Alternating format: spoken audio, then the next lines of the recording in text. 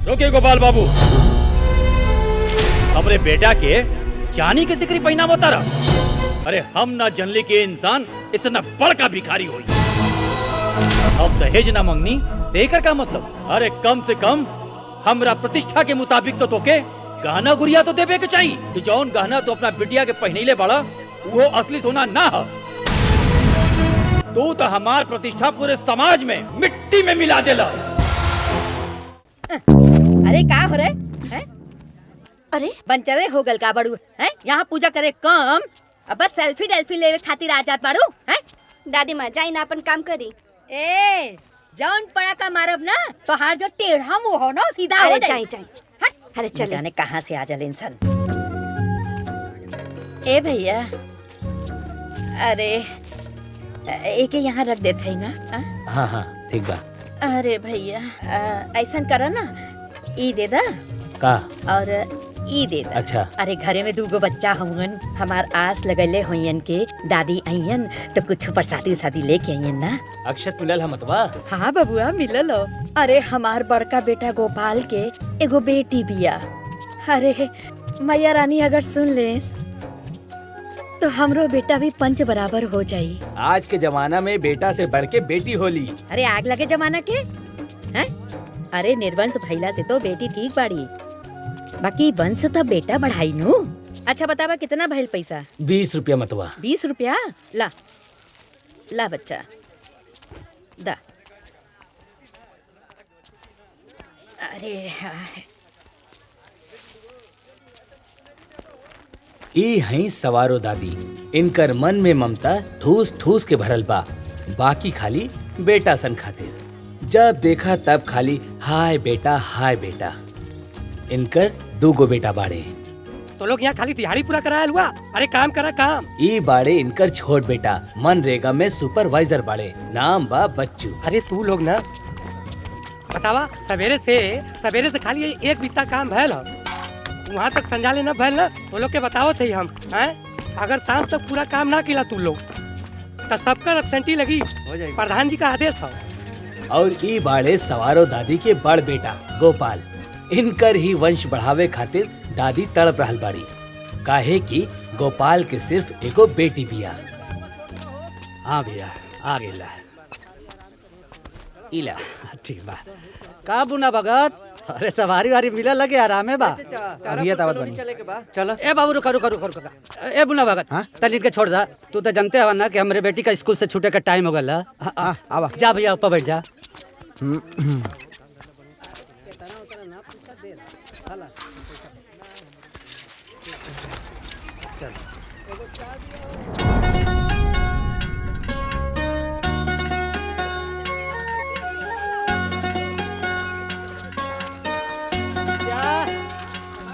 विद्या क्या? बाबूजी हाँ भाई। हमारी भूगोल वाला कॉपी लेते आई। हाँ ले आई। अब बैठ। चलिए बाबूजी।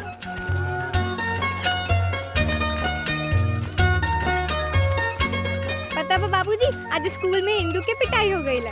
कहाँ है? अंग्रेजी के होमवर्क ना कैले रह लिया। तू? हम तो रतिये के कैले ले रहनी। आ दादी का कहत रहनी काल, विद्यावा सुन जो नहीं ता थप्पड़ खाईबी। बाकी हम तो जानत रहनी है जे होमवर्क ना करी उ जरूर पिटाई, यही से काल रतिये कैले नी। हमार बिटिया कितनी समझदार हो गई बिया।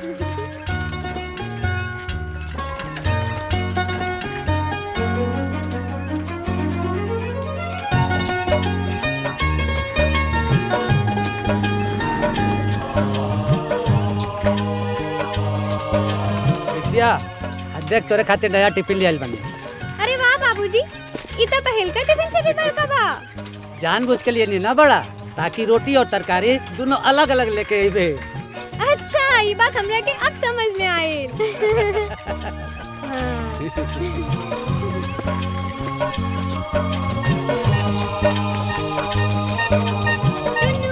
दीदी आवा जल्दी आवा।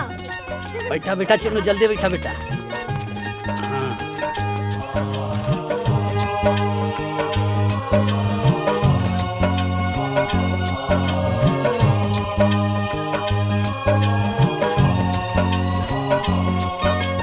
चुन्नू ये ले अपन टिफिन रख ले। पापा हम हमके ना नया टिफिन किन देले। अच्छा। हाँ देख नीला बा निमन बा ना। हाँ दीदी। बाबू तोरा के नया किन दी। ना बड़का पापा अभी हमार ठीक बा। दीदी कल मम्मी हमरा से पूछत रहे कि टिफिनिया केने बारे, तो हम कह देनी कि स्कूल में छूट गइल बा। अच्छा तबे वो कहत रहनी है कि ना मिली तो तबड़ा तबड़क मारब। हाँ दीदी। अच्छा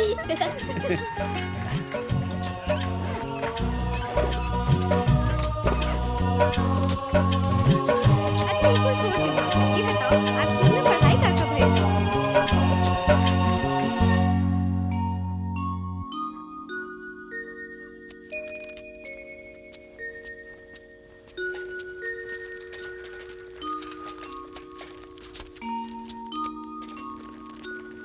अरे बच्चू।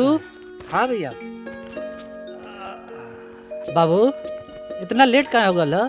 पूछा मत भैया, बहुत माथा पच्ची के काम बा। का भइल। अरे वो 5 कपारी आ गई ना, ओनाना का हाजिरी सही करे में इतना रात हो गई है, और ऊपर से प्रधान जी के दुकाने जाके पूरा हिसाब किताब दे के तो ये आवत है। बाबू जुग जमाना बहुत खराब है, समय से आ जल करा। जा है कुल कपड़ा वपड़ा बदल के हाथ मुंह धोला। ठीक है भैया। ए पापा हमर कॉपिया ले आइला हा। हाँ बेटा ला।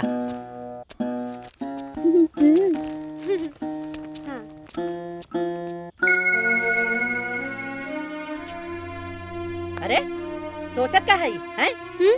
लालटेन जलाओ, लई माचिस। हाँ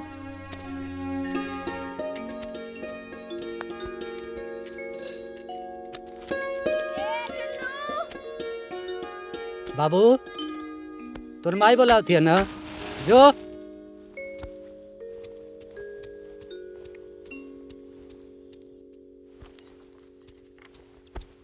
माई है लुका के खा ले। तोर बाबूजी पेड़ा लेके आइल बड़े, ले खा ले।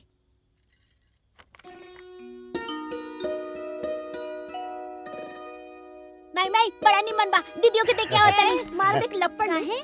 गिनके पाव भर में 4 गो पेड़वे बा। चलल बड़ा पूरा गांव में प्रसादी बाटे। खो आई जा।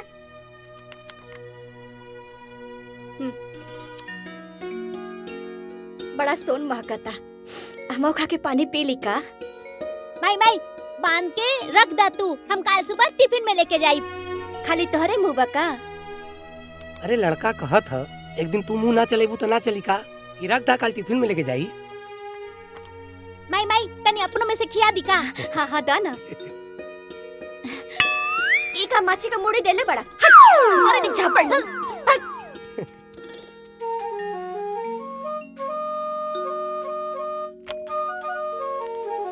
अरे रख दा, जब लड़का कहलस रख दा। जब देखा तब खाई ले बदे परेशान।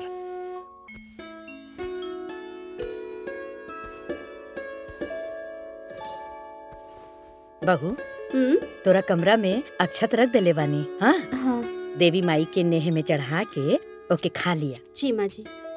अरे देवी माई के कृपा होई ना तो विद्या के भाई हो जाई। समझत बाड़ू ना का कहत है। माँ जी रहुआ काहे परेशान हुआ तनी, एगो बिटिया तो बिया ना। अरे तू लोगन के कौन समझाई कि बेटा कितना जरूरी हो। माई तोरो कहना सही बा, बाकी बेटा होके चाहे बेटी इंसान के बस के बात बा। हाँ अरे भगवान जो दे दे ना आशीर्वाद के रूप में तो खुश होके चाहिए। हाँ तो अगर भगवान दे दी हाँ तो के फेंक देबा का। अलग अलग परिभाषा में हमके समझावत हुआ। अरे अभी तू लोगन के कौन सा ज्यादा उम्र हो गई। अरे ई उम्र में तो लोग अभी बिया करलन। देखा लाइनों आ गई, हम सच्चो कहत है ना। अरे के छोड़ा, तू तो समझत हो ना। जी जा जाके आराम करा। जा जा।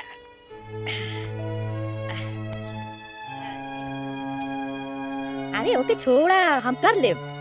जा सुना बहू, अक्षत जरूर खा लिया। जी माँ जी। हाँ जा।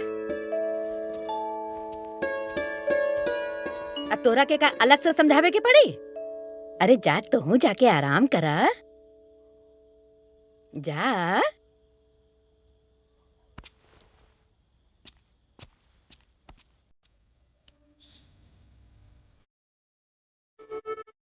अरे बड़ा बोलती ना। अरे चल ना जाता है। अरे रानी चश्मा भी खराब वाला दिखाई ना पड़ा था, देखी पूछ के। अरे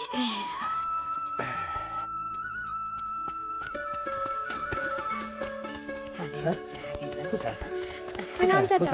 दादी खुश रहा प्रणाम बच्चा, दादी। खुश रहा।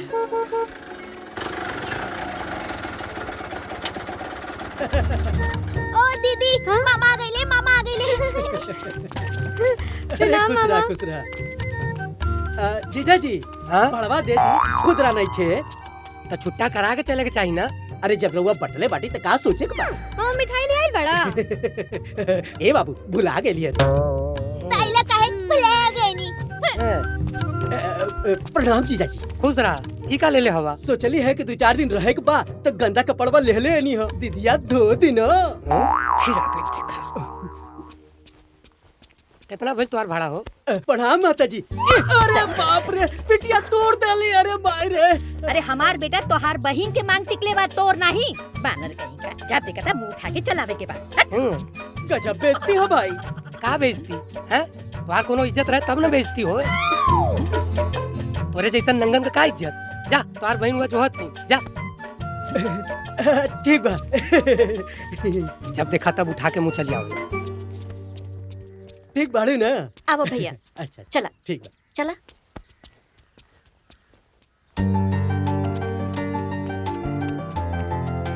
अरे दीदी चला चला, हमरा गोड़ में दर्द होखे लागल बा। पैदल नहीं के चलल जात। दीदी अगर बड़का पापा छोड़े आ जातन जैसे लियावे आवेले तो कितना बढ़िया होइत है ना। अरे ई समझ, जब पापा हमनी के स्कूल छोड़े ले आवे में रह जाइए तो काम कब करी है? 1 मिनट।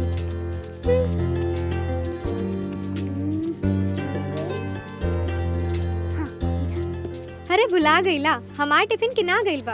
अरे दीदी हमके पता बा कि तोहार टिफिन किना गइल बा, खोल के तो देखा। अरे ई तो पेड़ा बा। खा ला। ई कहाँ से रे? अरे अपना चोरी मम्मी से चुरा के लाइल बनी। ए बदमाश, मम्मी के कुल ना कहल जाला। काल पापा पेड़ा लेके आइल रहन तो हम कहनी है कि दीदी के दे के आओ तनी तो जाना तारू का कहली हा? का कर लिया? कहत रहली कि 1 लपड़ मारे। 1 पाव में 4 गो तपेड़े बा और चल्ले गांव भर में प्रसादी बाटे। अच्छा। तो फिर हम दिमाग लगौनी और तहरा खातिर पेड़ा लेके आ गईनी। अच्छा। तू खा जा दीदी। अरे दीदी हम खा ले बानी, तू खा। ते हमार छोट भाई है ना, भाई बहन के आपस में मिल बांट के खाए के चाहिए। पहले तय खो फिर हम खाई।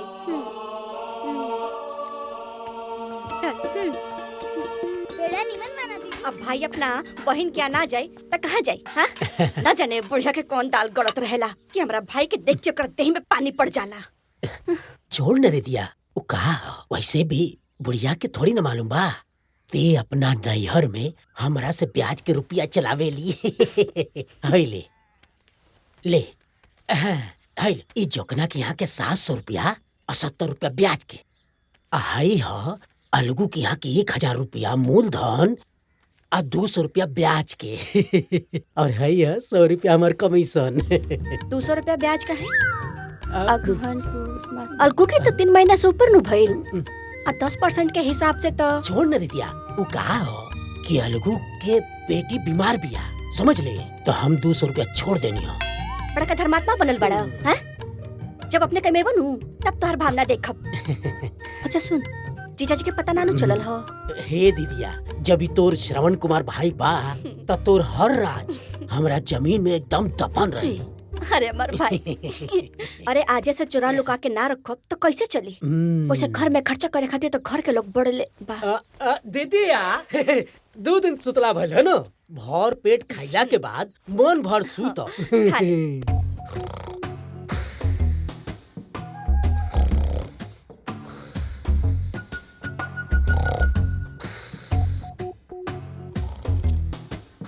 अरे बड़की बहू, ई देखा है।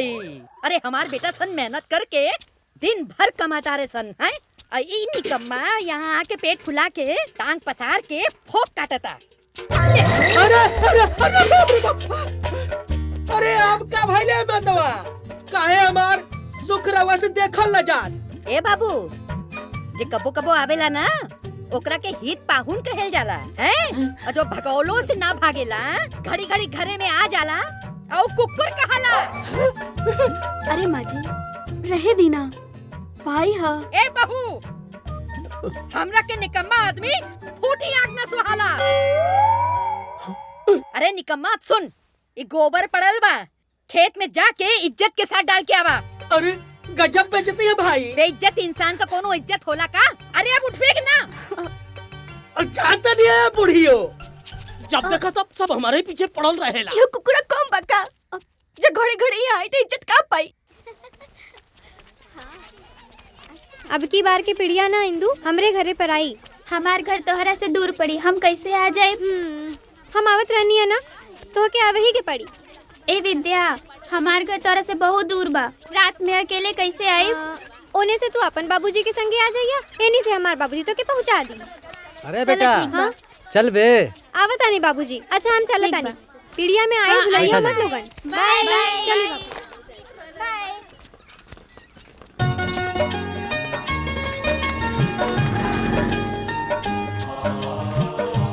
मोहन, ए मोहन, आओ जल्दी।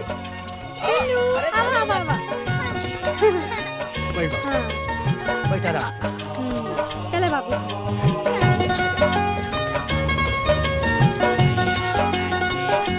अब तो तोर पढ़ाई लिखाई सब चौपट। ऐसे कैसे चौपट हो जाए बाबूजी? दिन भर तते एनो ने लागल रहबे। हाँ आ साझी खा पीड़िया के तैयारी में लाग जेबे। अब पिछली बार याद है ना खाए खातिर तोर माई कितना डांटे आ हम बीच में बोली तो तोहरो डांट सुने के पड़े बाबूजी। खाली डांटे ना सुने के पड़े, तोरे दादी के डांटो मिले गरियो मिले। बाकी अब तू बड़ हो रहा बाड़े, ये कब चली बेटी? ई तो हमेशा चली बाबूजी, काहे कि हमार एक ही तो भाई बा। दीदी हम तालाब में सुगा पंखी के दाना देखनी। हाँ अच्छा अच्छा तब तो रो पूरा तैयारी बा। अब तते अपने माई से रोज पिटेबे। काहे पिटाई बड़का बाबूजी? अब विद्या के साथे लागल रहबे तब कुल पढ़ाई लिखाई चौपट होई ना। पढ़ाई करे खातिर तो पूरा दिन बाटे बाबूजी, पिड़िया तो रात में लागेला। हरिंदर भैया अपने लड़किया खातिर लड़का खोजत हुन मिलते ना।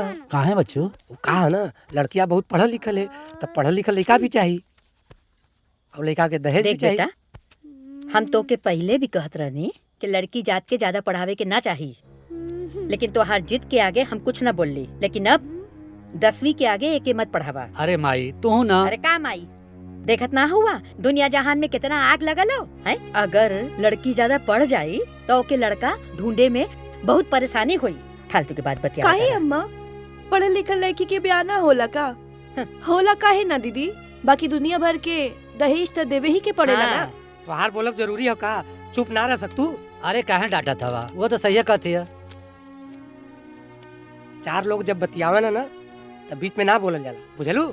हम अपने लड़की के ऐसा बना दे, इतना लायक बना दे क्योंकि पढ़ाई लिखाई रंग रूप देख के ना लोग टप से तैयार हो जाए ब्याह खातिर। जमाना बदलत है माई। कहो बच्चू। ठीक कहत हुआ भैया।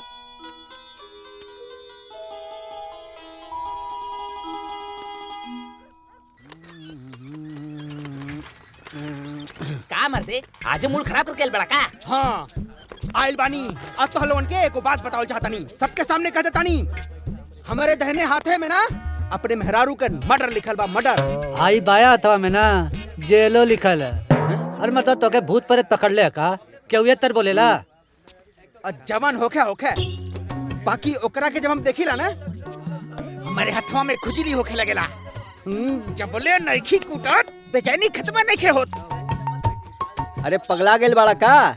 अरे मर्दवा तू सुसरी वैसे हैबे करे। अब आज भात खाए के मूड रहे तो रोटी बना देलस, और कल रोटी खाए के मूड रहल भात बना देलस। बस काम धंधा सब कुछ डिस्टर्ब कर देले बा। यही बाती पे जी भर के इतना कुटनी कहत रहल चिल्ला चिल्ला कि हम मर जाब। हमो काली जो जाके मर जाब, हम जान दे दे बापर। अरे काहे इतना हल्ला हो तो वहाँ पे हैं? हमका जिएंगे नहीं के। अरे बिटिया रुका, ऐसे ना कइल जाला। हम ना जिए चाहता नहीं। संभालो अपने। अरे का बा तो बुना बो? अरे काहे जान देवे पे लागल बाड़ू हो? हमके मार ले सबे। हम ना जिया, हम ना जिया। अरे बतावा तो भइल का? रोटी बनावा तो दाल खातिर मारे, दाल बनावा तो रोटी खातिर मारेला। तब से 7 ब्याह गई अब जिया की जन्ना। अरे ना ना ना, अरे बतावा। हमके मर जाए तो। अरे ना ना ना ना, हैं? अरे इतना कुल घरे में हो गए लो और तू एको दिन हमके ना बतैलू। अच्छा ये बतावा काहे मारे लाऊ?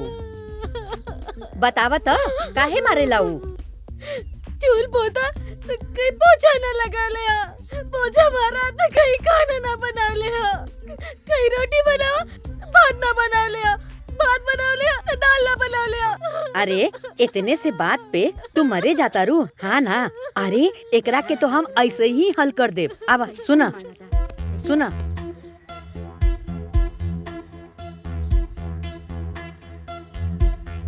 हाँ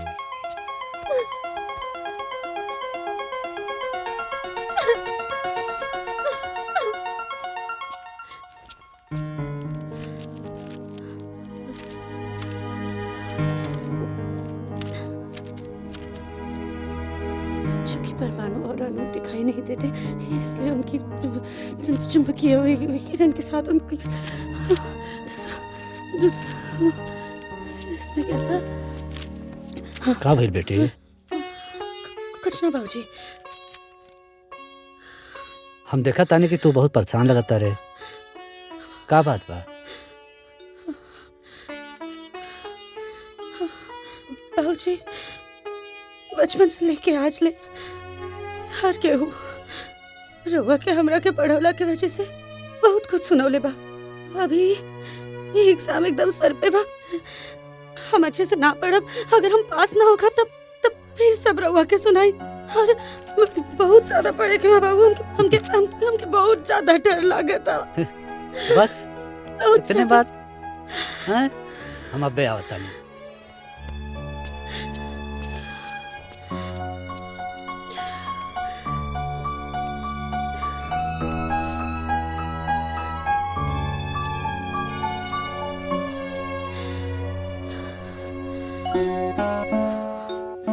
बेटी, इंसान के अगर सबसे ज्यादा कोनो चीज कमजोर करेला ना तो वो है डर।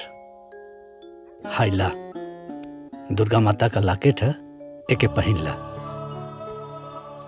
दुर्गा माता तोके शक्ति दी है, तोके निडर बनी है, और एगो निडर इंसान अपना साथे साथे पूरे समाज का भला करे ना। ये पहन ला।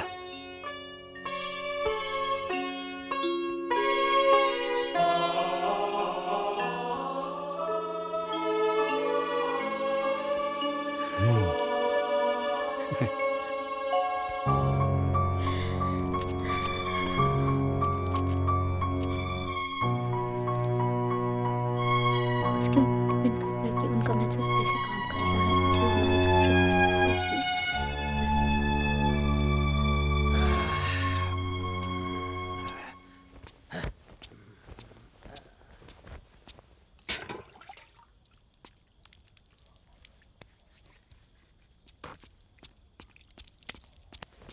ए जी मीठा पानी ले आई।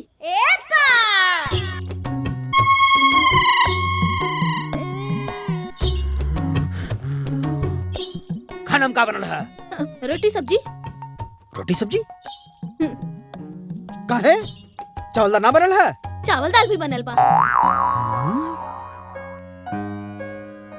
रोटी सब्जी चावल दाल हमके ना खाए बा, हमके सतुआ खाए बा। सेतुआ भी घोर के रख ले बानी।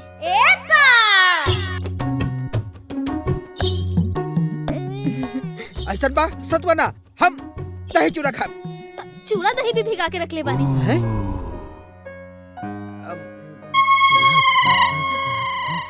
ऐसा बा हमके लिट्टी चोखा खाए बा। लिट्टी चोखा तो हम सजवा के बना के रख देले हई। ऐसा बा चल निकाल चल।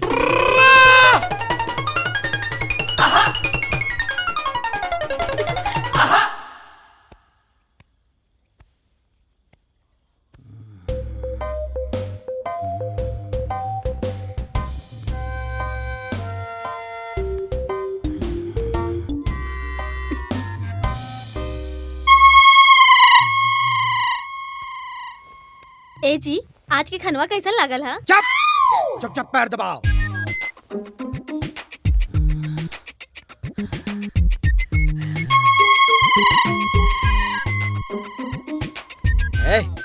है जोन झिलमिल झिलमिल ऊपरा करत या आसमानमा में। हाँ, तो राम जी के गाय है इंसान। अच्छा गाय है तो का करत है सन? चरत है इंसान।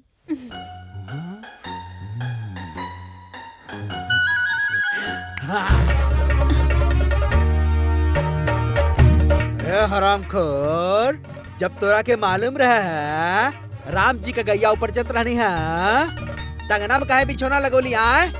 अगर कहीं कोनो गैया हमारे करजवा में गिर जात तब?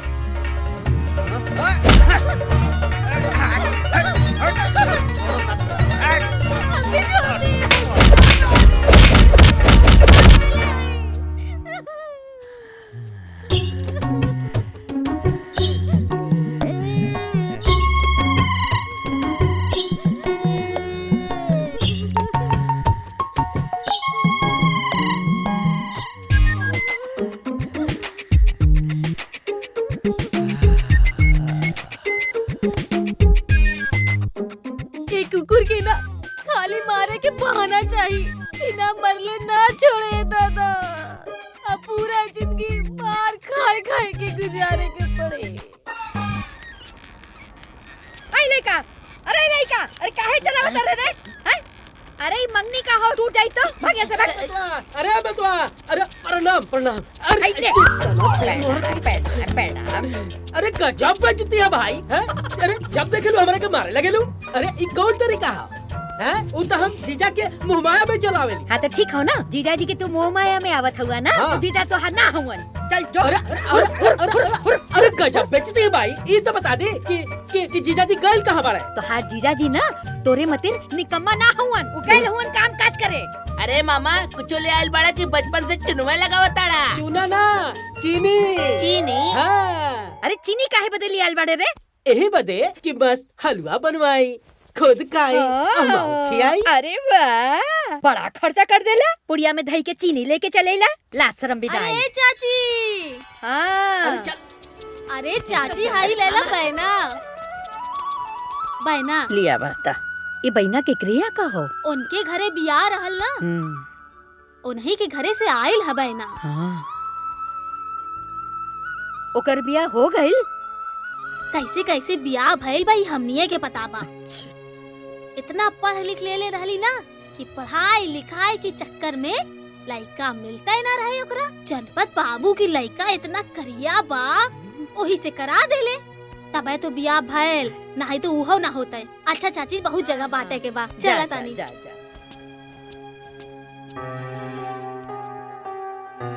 एगो हमरे घरे में लड़की है, हमार बड़ी पगलेट बेटा है। ओके ESC BSc सब करावत हो। पापा हम पास हो गए नी।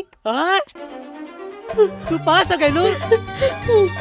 अरे ये बूढ़ा भगत, आज तक हमारी बेटी पास हो गई। भैया हमारी बेटी पास हो गई। प्रणाम चाचा। खुश रह। ए अशोक भैया, हमारी बेटी पास हो गई लो। बड़ी खुशी की बात है।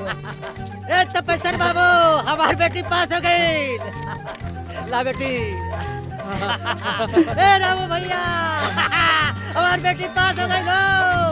हे लाल बहादुर भैया, हमारी बेटी पास हो गई लो। अरे बहुत बढ़िया बात है भाई। ए राजेंद्र भैया, हमारी बेटी पास हो गई। अटे काका, हमारी बेटी पास हो गई। ए राज बहादुर भैया, आज सबके चाय पिया हुआ, हमारी बेटी पास हो गई।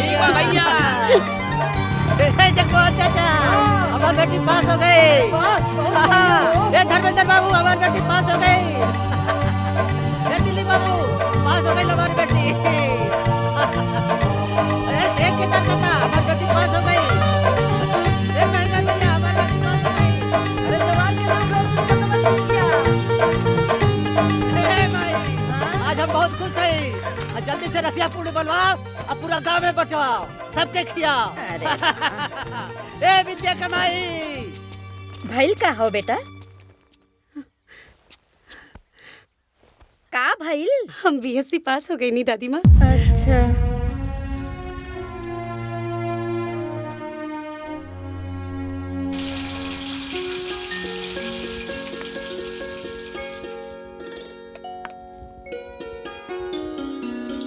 एगो दे बेटी।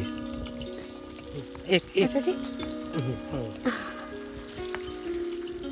बच्चू सब्जी बहुत बढ़िया बनल बा ना। हाँ बहुत बढ़िया भैया।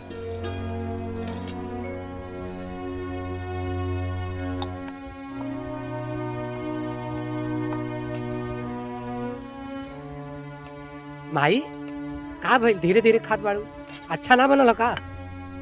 ए बाबू, हम एक के हाली सब बोलब और तू लोगन के जौन जौन बोले के हो तो पहले बोल दा। अरे माई केहू कुछ ना बोली, बोला जौन तो के बोले को हो।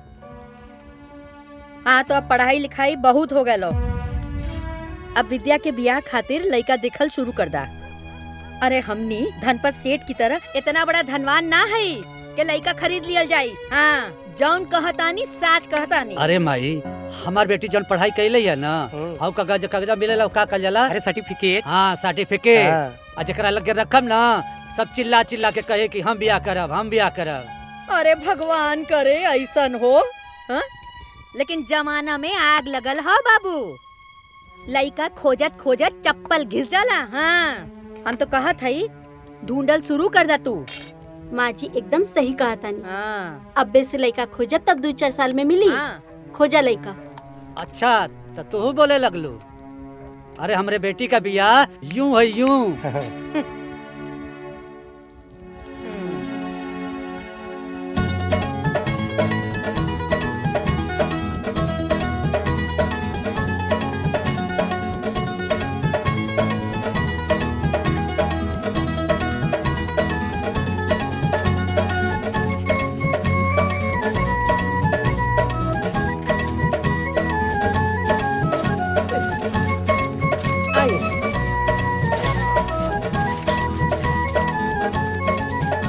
ए बड़का भैया, हमार जानल पहचानल घर बा, पार्टी एकदम तगड़ा बा, समझली? लइका बा कंप्यूटर के कोर्स करेला, कौन और जगह जाए जरूरत नहीं खे, समझली? एकदम खुल के बात करी। आई आई भैया। हाँ के अरे प्रणाम प्रणाम प्रणाम। आई आई आई दे तनी कुर्सी बैठी। बैठल जा बैठल जा बैठल जा। चलो बैठा बैठी बैठा। आई आवा ला ला। अरे हरिया तनी चाय पानी ले आवो।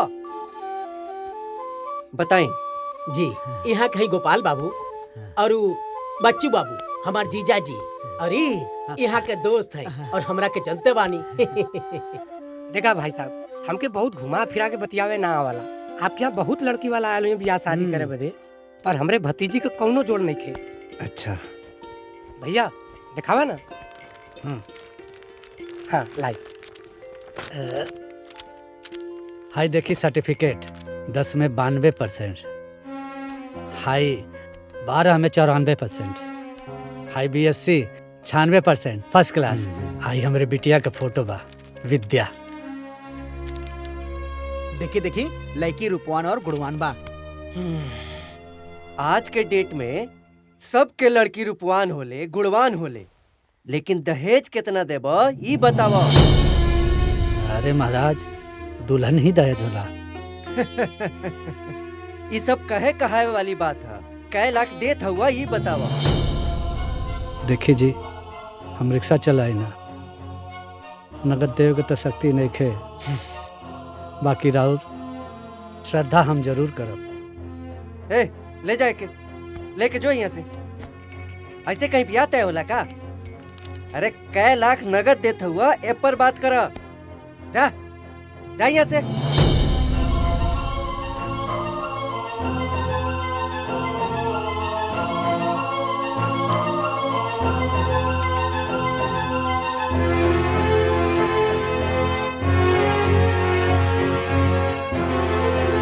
का सोचा तारा? जा।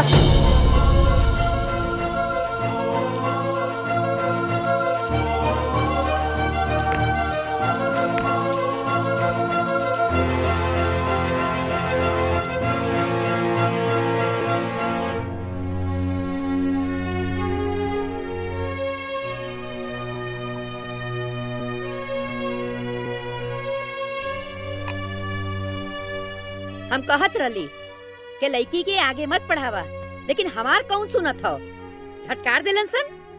अरे माई तू परेशान मत हुआ, दुनिया में बहुत लड़का मिली, ए बेटा, ई उम्र में ना हम समाज का परिपाटी कुल जानीला हैं, और तू लोगन का जनबा हैं? अरे 5वीं पढ़ा देता और कोनो रिक्शा चलाए वाले का लड़का के साथ में इकर ब्याह कर देता और पढ़ावा एसी वेसी तल्ला लड़का खोजा। अरे माई बेसी अंतर ना रहे, बस दहेज के लेकर थोड़ा ऊंच नीच हो गई, बाकी सब तो ठीक है रहे। कहो दहेजे तो असली काल बा। माई तू चिंता मत कर, हम दोनों भाई मिल करके कर ले हल बिया। हाँ तो करा, जौन मर्जी करे तौन करा।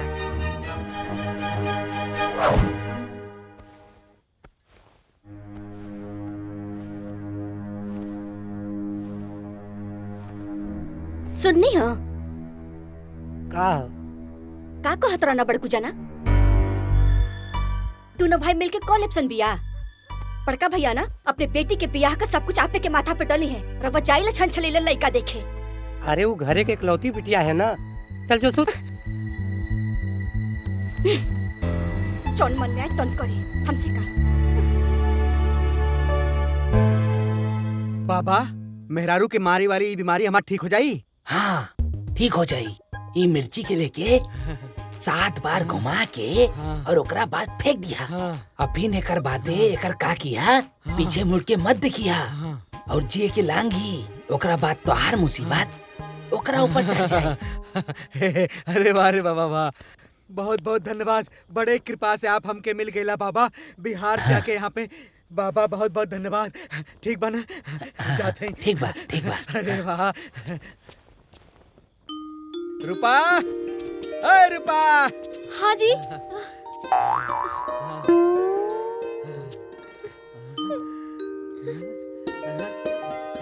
अरे बाबा जी के टुटका काम आ गया, हमारी बीमारी ठीक हो गया।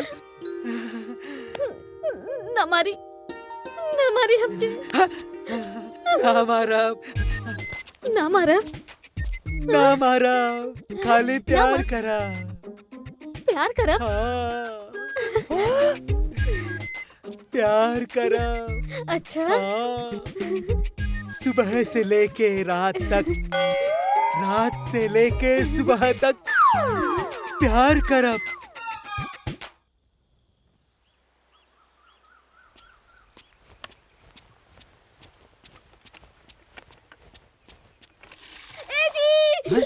जल्दी जी। अरे अब का हो गया भाई? रुका देखिए। यहाँ देखा काका फेकल बाजी, कहाँ देखा? अरे यहाँ का कर खाती आई रहलू? कचरा फेंके। अरे कचरा फेंके क्या और कोनो जगह ना रहल का? अरे तो कितना बार मना कैली, का जोर करे वहाँ कूड़ा फेंके लगा? अरे झाड़ू पोछा के लिए हो तू, जाके नाश्ता पानी सब कुछ बनौले हो तू, बिना मतलब के तू अपन कूड़ा पे। अरे कौन जरूरत रहा तो सुबह सुबह नाश्ता बनौले का? हम रोटी सब्जी बना देला वही बतावा, बिना मतलब का है? ऐसा कौन जरूरत रहा है? चुप।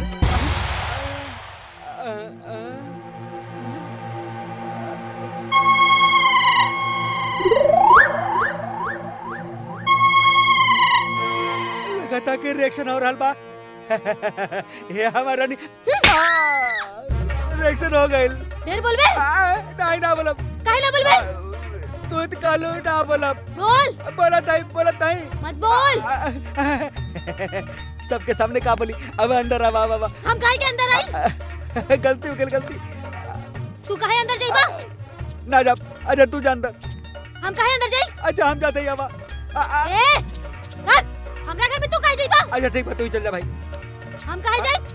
तू ही तो बड़ा के लुआ। मना कहीं नहीं आता, तू जा। ठीक बा, जाते ही। ए, हमके छोड़ के।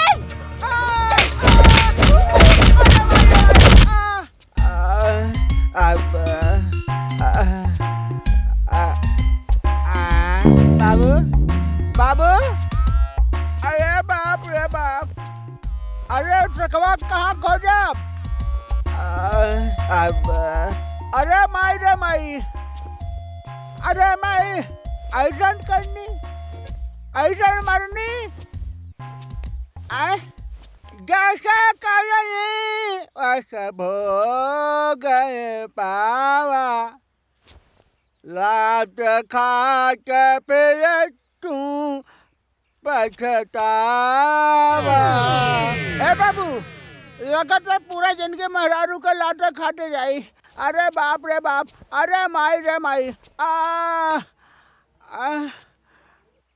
बच्ची। अरे अम्मा जी सब सब बोली ना। अरे माई तू भी कुछ भी बोले ली ना, सब बढ़िया हो गए। चला चला चला लो।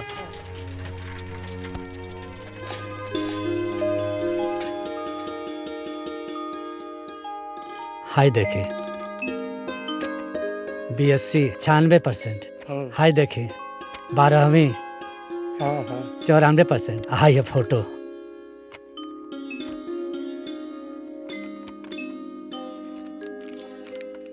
ये मार्कशीट और नंबर से हमरा के कोनो मतलब नहीं खे। ये बतावा माल कितना देबा माल? देखी हम गरीब आदमी है, रिक्शा चलाई ना, लेकिन कुछ न कुछ तो करबे करब अपनी बिटिया खातिर। जब औकात नहीं बते मर्दवा काहे आ गइला? भैया जा यहाँ से।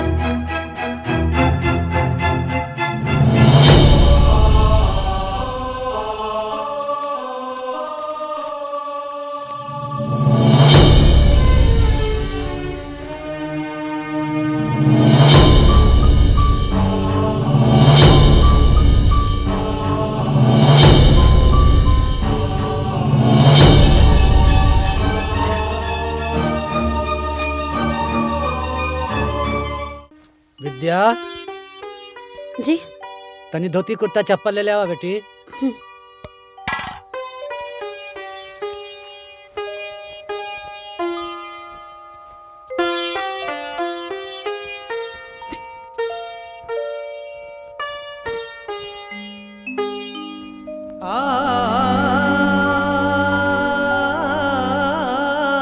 कहल जाला कि बेटी का बिया पक्का करे में बाप का चप्पल किया जाला।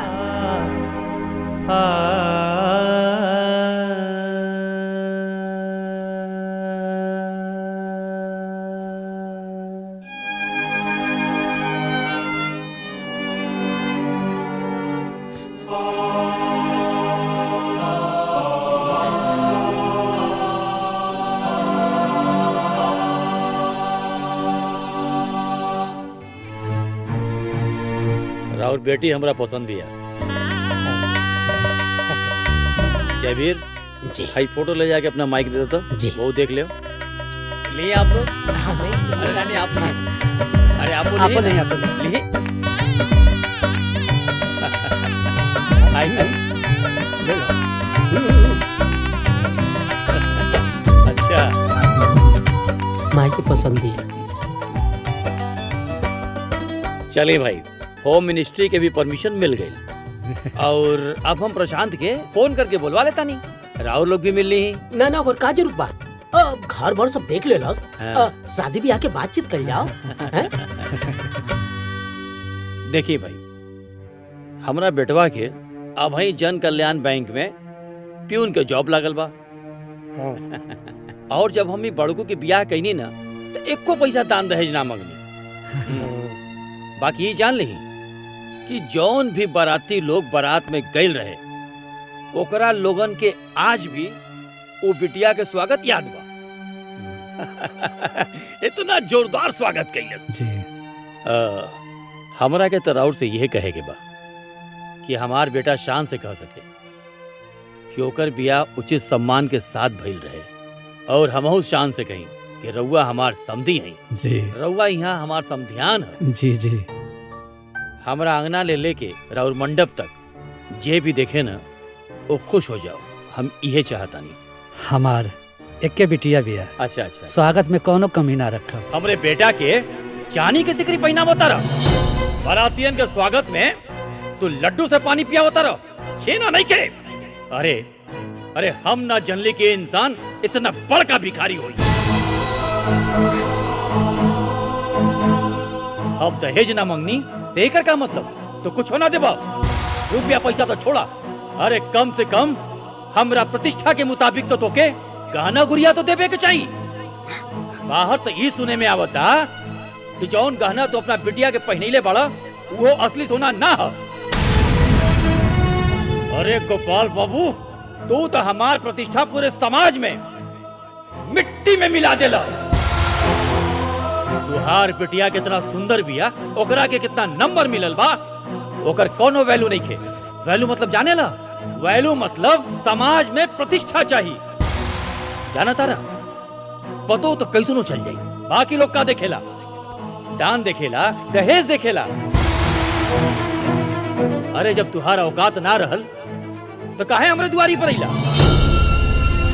एक बात कान खोल के सुन लो गोपाल बाबू कि भिखारी के दामाद भिखारी होला।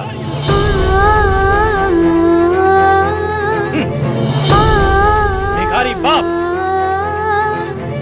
भिखारी परिवार, भिखारी समाज। तोहरा जैसन भिखारी इंसान के औकात हमार समधी बनल तो दूर, अरे तू तो हमरे घरे में नौकर बने के बराबर भी नहीं खो।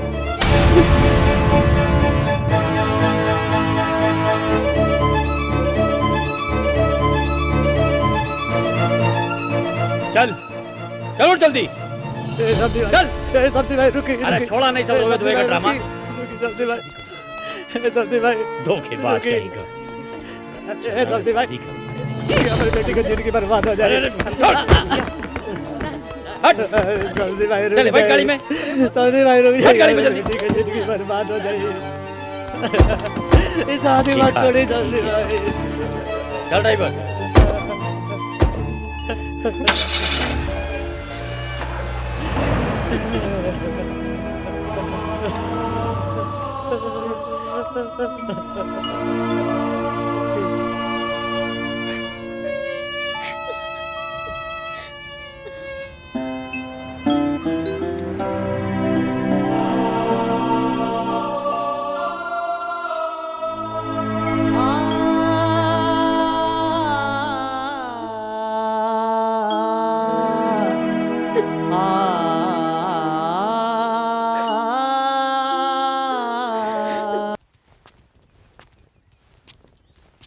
गोपाल जी, हमनियों को जन सट्टा बयाना का पैसा बाकी बा न, ओके क्लियर करी। दूसरो जगह सट्टा बा। देखी अब रात वाली बात है, जनते बानी बरात वापस चल गई। हाँ, बारात वापस चल गई तो चल गई। हमार टेंट तो खड़े न बा महाराज। हम अब आप लोग के कैसे समझाई, सब माटी हो गई। अरे मर्दे, का मजाक करता रहा? खाना केहू खाए चाहे ना खाए, हम तो बनोले बानी ना। और हमार रात भर जनरेटर हमार चलल है, ओमन डीजल पड़ेला, जवन डीजल ना पैसा कावेला। देखी अभी हम आप लोग के सट्टा के बकाया देवे के स्थिति में ना आई। बड़ा बेशरम आदमी बाड़ा महाराज तू था। 40,000 का सट्टा है और कहा तारा की देवे की स्थिति में नहीं के हम। अरे शादी करे से पहले सोचे के चाहिए ना कि हमार कितना औकात बा, और चल देहले शादी करे। जब औकाते न रहा तो काहे कैला? अरे भाई साहब, आप तो ऐसा बात करते हुआ जैसे काले हम लोग घर छोड़ के भाग जाए। ठीक है बड़ो तारा बर्दे, हौ जोन ब्याज पे रुपया लेले पड़ा ना, हमरा आजा चाहे पूरा मूलधन। अरे आपके तो ब्याज मिला था ना। एक और मतलब भइल बा, कल के दुनिया छोड़ के चल जाइए तो पैसवा के तू देबो। देखा भैया, देखा सुना, अब तो हम लोग हमके मारू देबा ना, तब हम कुछ न कर पाए, मजबूर बानी। बाकी आप लोग से 1 महीना का मोहलत मांगता नहीं, हम एक एक पैसा आप लोग का चुका दे, हमके दे दी। 1 महीना से 1 दिन भी बेसी भइल ना तो 1 मिनट ना लगी बेइज्जत करे में हमरा के, बुझला? पूरा इज्जत ले भी तब। चला, दिमाग खराब हो गए, सम्मान दे। हाँ सेठ, एकदम सही कहा तारा। देखला बेटा, इहे दुनिया हो। अरे तू एकर पढ़ाई में जितना पैसा तू खर्चा कैला, अगर उनमें से 2 पैसा बचा करके दहेज में मोटरसाइकिल अगर दे देला रहता ना तो ये अनपढ़े रहत। लेकिन एकरा के गाड़ी का कबारे में बैठा के ले जातन सन। अरे आज के युग में भी लड़की का डिग्री का कौनो महत्व नहीं खे। जौन होके के रहल हो गइल। तोहार मान सम्मान तो कुल मट्टी में मिला देलस ना तोहार डिग्री वाली बिटिया। अब वो डिग्री लेके का करी? तोहार मान सम्मान वापस कर दे का?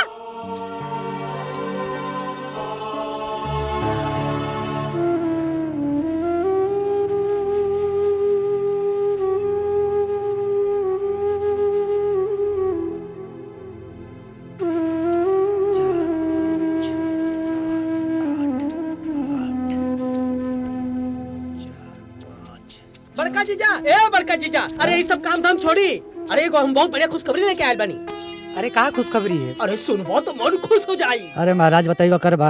ना, हम यहाँ केहू के कुछ ना बताए। रउआ लोग चली भीतरी, हम सब केहू के सामने बताए। चली चली चली चली, आई आई आई आई, चली चली, बहुत निर्मल खुशखबरी बा। खुशखबरी है, चली, चली, बताइबा। चली, आई, आई, आई, आई, आई। अरे आई लो ए दीदिया ए मतवा जी अरे सब केहू बहरी आई लो का भेल रे? एगो खुशखबरी लेके आल बनी हो। अरे कौन सा खुशखबरी बा? अरे ललिता गांव में ताजा ताजा एगो ब्याह टूटल बा और एक घर निमन परिवार निमन हम तो बातों कर ले बानी। अच्छा जानता नी ब्याह तो यूं हो यूं खाली हमनी सबके पहुंचला के देरी बा। अरे बेटा इतना बढ़िया चांस तो बहुत कम मिलेला। जा जाके ब्याह तय कर दा।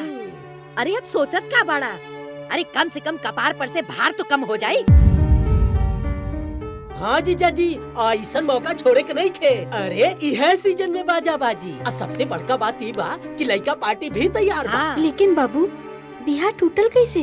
अरे दीदिया ओकनी के दुआ से ना करे के रहल और लड़का दुआ बा और उम्र लगभग 42 साल के हुई।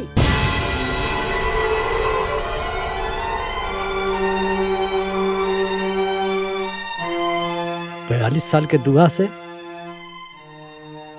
हम अपने बेटी का ब्याह ना करब।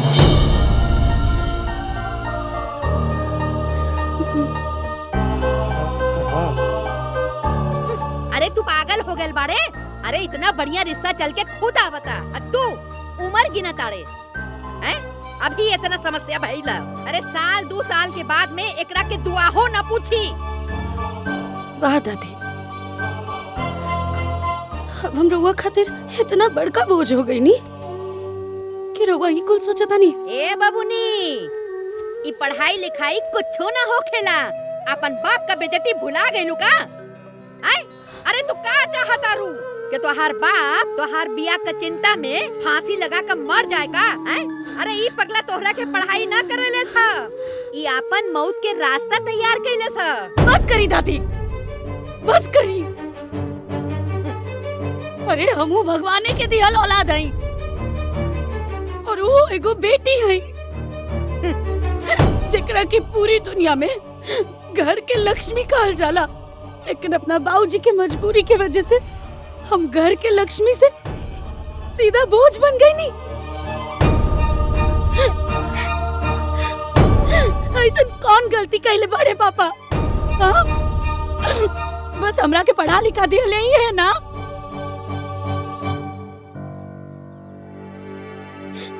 ये बाकी उनके सजा मिल रहा बा ना इस समाज से, घर से, रहुआ से।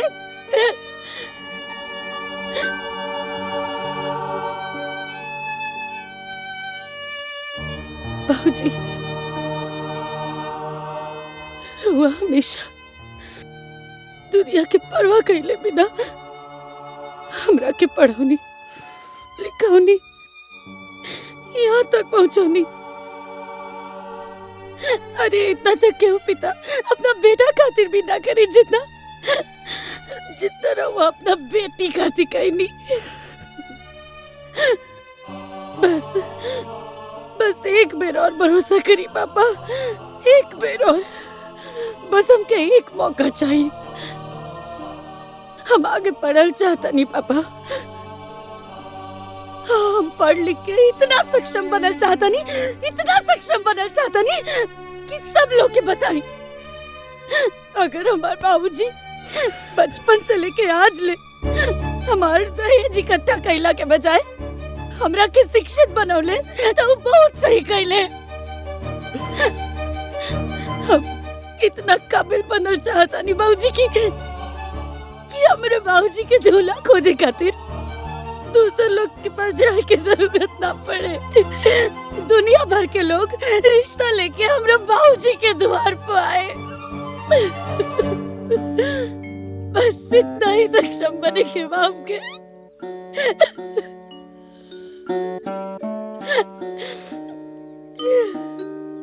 और हम रउआ से वादा करता नहीं, हमरा वजह से जे केहू भी रउआ की बेइज्जत कैले बा, हमके पढ़ौला के वजह से जे केहू भी रउआ के हीन समझ ले बा, उस सब लोग के सामने रउआ फक्र से कहब कि हमार बेटी हमार शान ही है।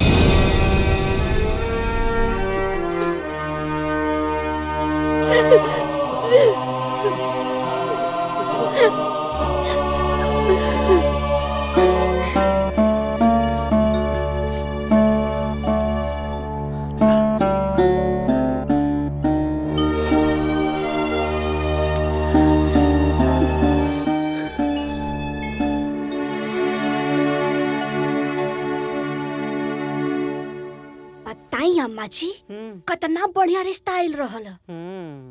बाकी ना जाने कतना बेइज्जती लिखल बा। बबुनी शहर जात बाड़ी।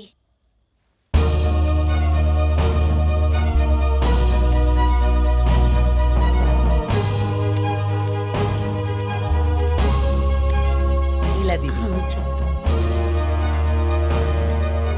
बेटी कह देली, अब आप हाँ में हाँ मिला देल।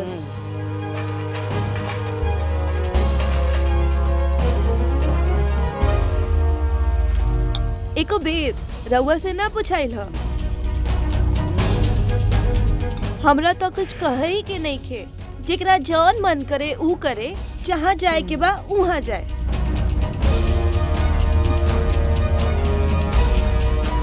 अब भगवान जाने का हुई।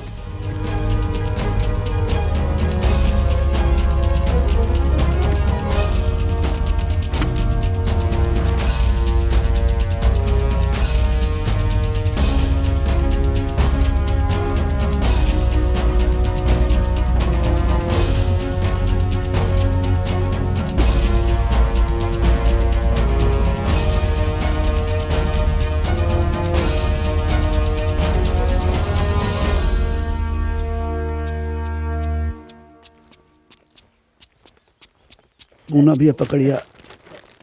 बिटिया देखा, अच्छे से पढ़ाई लिखाई करिया और अपन ध्यान रखिया। हाँ माई, तू भी ना खाना पीना अच्छे से कहिया। ठीक। और बिटिया अपन ख्याल रखिया। प्रणाम चाची। अपन ध्यान रखिए माई।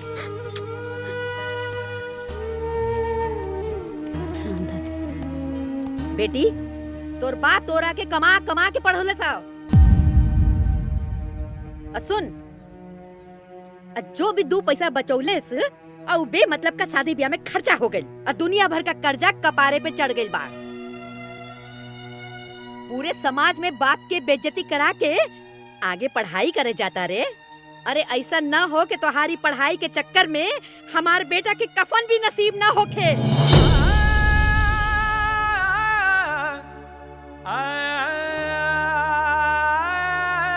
ओकरा के कफन खातिर भी हमने के दोसर के आगे हाथ फैलावे के पड़े।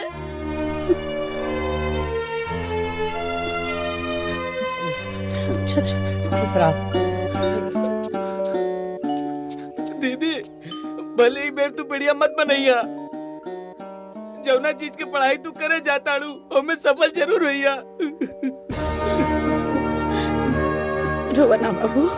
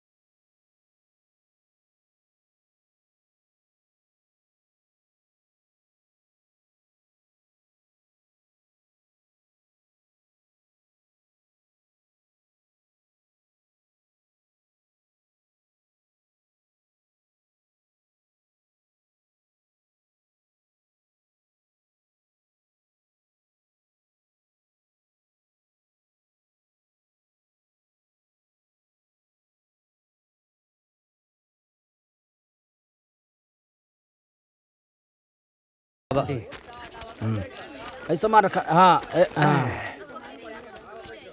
हाथी चली चली लखनऊ चली लखनऊ जाई। हाइयो रखा। हाँ भैया। हाई पकड़ा। ए हाँ हाँ हाँ ए गोपाल ध्यान रखिए अपन। हाँ हाँ बिटिया वो का कहल जाला की हाँ हैप्पी जर्नी। खूब मन लगा पढ़िया ना। जा बेटा।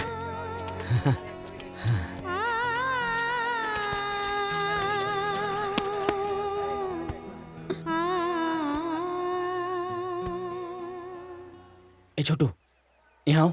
जी भैया। ई उहे लेके बिया ना जेकर अखबार में फोटो छपल रहे, भारी बेइज्जती के साथ बारात मंडप से वापस। हाँ लागत तो उहे दिया। छोड़ा अपन काम कर। अरे पगली, ते काहे दुखी होता रे? अरे बहुत लोग के बारात वापस गइल बा। ये फालतू लोग के बात ना सुने के चाहिए। तोर बाबूजी हो ना तोरा साथे, हैं?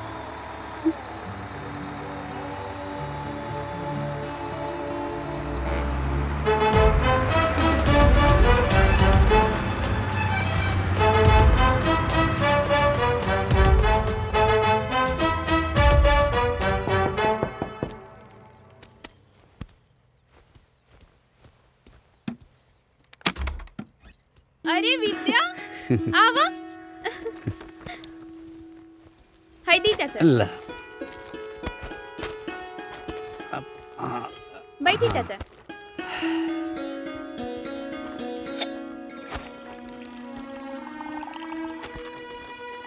ली चाचा जी। दा बेटा।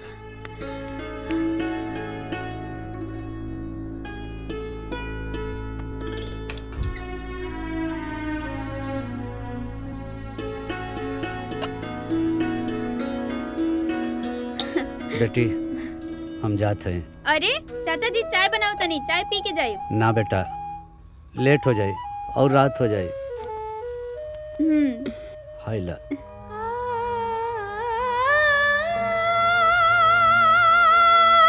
भाऊजी, रउआ हमार चिंता मत करो। अरे चिंता तो बेटी के कई जाला। तू तो हमार बेटा हुए। बेटी हमके दुनिया का परवाह न तब रहे ना अब है। हमके सिर्फ तोरा पे भरोसा है। ते छोट मोट काम करबे ना सब भुला जाए। तो के ऐसन काम करे के है, ऐसन काम करे के है कि मिसाल बन जाए। काहे कि तोरा साथे करोड़ों बेटियन का भाग जुड़ल बा। जौन बाप हमने नियन गरीब हुई, तोरा साथे करोड़ों बाप का इज्जत जुड़ल बा। जे हमने नियर बेइज्जत भइल होई तो के करोड़ों माई के आंसू पूछे के बाद जे अपना बेटी की ब्याह के चिंता में रात दिन रोवत होई। लड़की हो हिम्मत से लड़ा।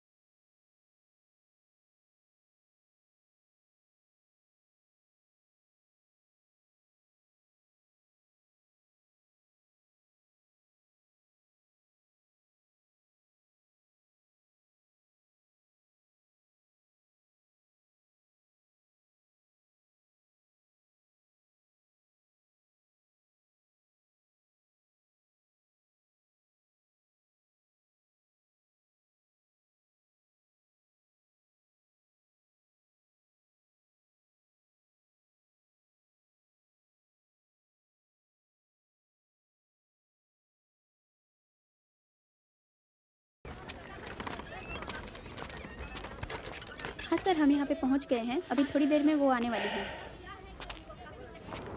हाँ जी।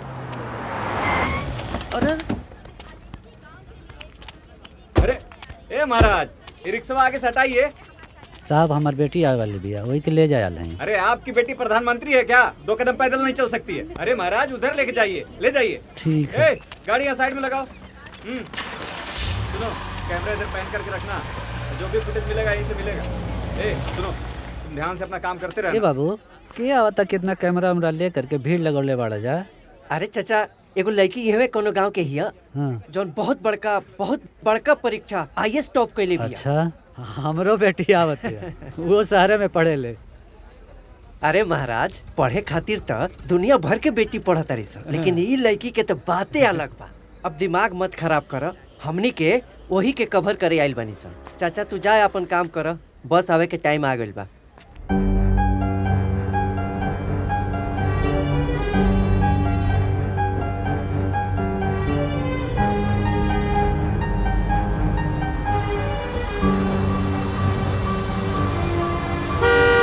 हाँ चलो चलो चलो जल्दी चलो जल्दी चलो। कैमरा अच्छे से चलो। मैम मैडम जी, इस जौन की धरती पर आपका स्वागत है। कैसा महसूस कर रही हैं आप अपने क्षेत्र में खासकर के रूप में आकर? ये बताइए हमको, जनता जानना चाहती है, सुनना चाहती है।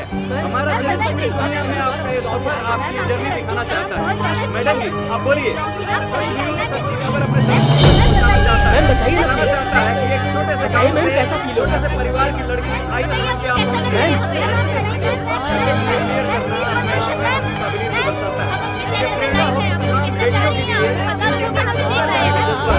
बताइए मैडम, कैसा रहा आपका सफर? कैसे क्लियर किया आपने UPSC का एग्जाम? कितनी मुश्किलें रही, कितनी कठिनाइयां सामने आई? कुछ कहिए मैडम जी, कुछ बोलिए, जनता आपको सुनना चाहती है। इतनी बड़ी सफलता मिलने के बाद एक खामोशी आपको शोभा नहीं देती। कुछ तो बोलिए मैडम, बताइए, कुछ तो बोलना पड़ेगा मैडम, कुछ तो बोलना पड़ेगा, जनता आपको सुनना चाहती है। मैडम हम चाहते हैं कि आप अपनी खामोशी को तोड़िए और अपने सफर की पूरी कहानी अपनी जुबानी हमारे दर्शकों को सुनाइए। कुछ कहिए मैडम। मैडम इस तरह मीडिया के सवालों का जवाब दिए बिना मत जाइए, हमारे दर्शक ये जानना चाहते हैं। मैडम कुछ तो बोलिए आप।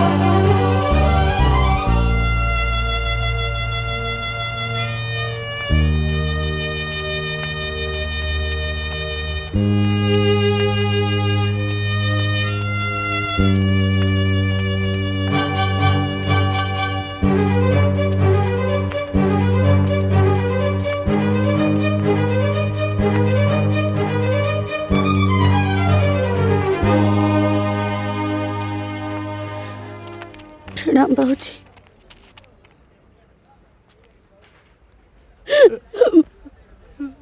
हम IAS के परीक्षा में टॉप करने वाली बाबूजी।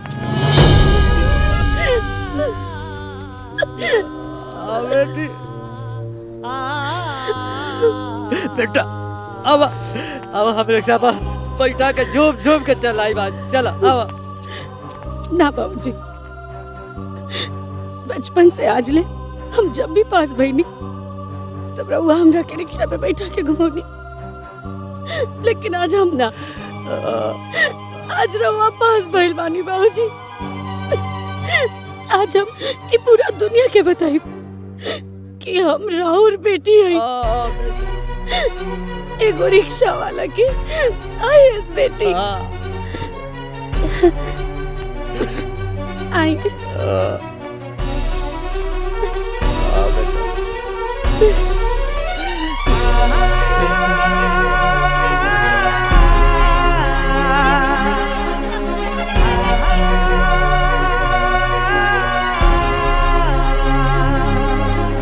ओके, कहते हैं कि लहरों से डर के नौका पार नहीं होती और कोशिश करने वालों की कभी हार नहीं होती। ये कहावत फिर से एक रिक्शे वाली की बेटी ने IAS टॉप कर ये कहावत साबित कर दिया है। जी ये वही विद्या जी हैं जिन्होंने अपने बाप का समर्थन ही नहीं बल्कि पूरे देश में अपने बाप का नाम रोशन किया है। किसने सोचा था कि 1 साल पहले जिस लड़की की शादी टूटने की खबर सुर्खियां बनी हुई थी, ठीक 1 साल बाद आईएएस बनने की खबर सुर्खियां बनी। विद्या ने जो मुकाम हासिल किया है वो हमेशा याद रहेगा। जिस रिक्शे पे इनके पिताजी इन्हें बिठाकर घुमाया करते थे, आज उसी रिक्शा पर विद्या जी आज अपने पिता को बिठाकर घुमा रही है। हमें फक्र होना चाहिए अपने इस देश की बेटी पर जिन्होंने देखा तारू हो से लड़ते हुए ये मुकाम हासिल अरे तो उहे लड़की है बिया जकरा से कि हमने के बियाह तोड़ देनिया जा। अरे ये तो आईएएस टॉप कर गई बिया। और अपने इस सफर की पूरी कहानी अपनी जुबानी हमारे दर्शकों को सुनाइए। कुछ कहिए मैडम।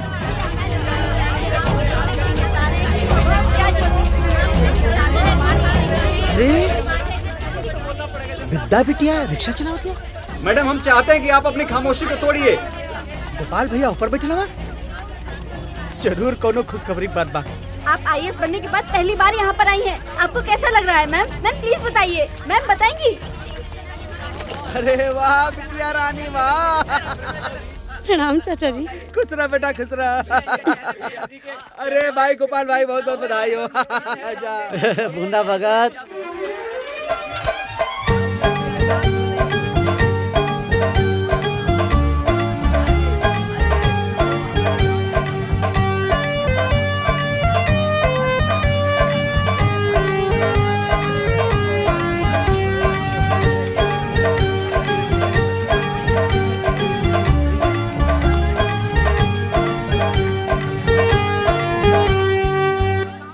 जानते हैं? जानते नहीं पहचानते भी हैं। अरे हमारी बिटिया है गोपाल भैया, इसी की ब्याह खोजते खोजते उनका चप्पलवा किया गया था। हाँ अच्छा।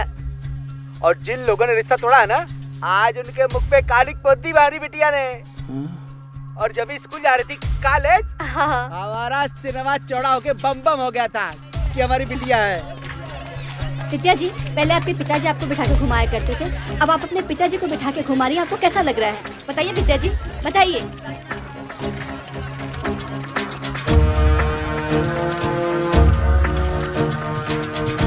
अच्छा यह लड़के बिया, बहुत बढ़िया भइल का बारात वापस लौट गई। ऊ ससुरा एकरा लायक रहबे नहीं कैलक।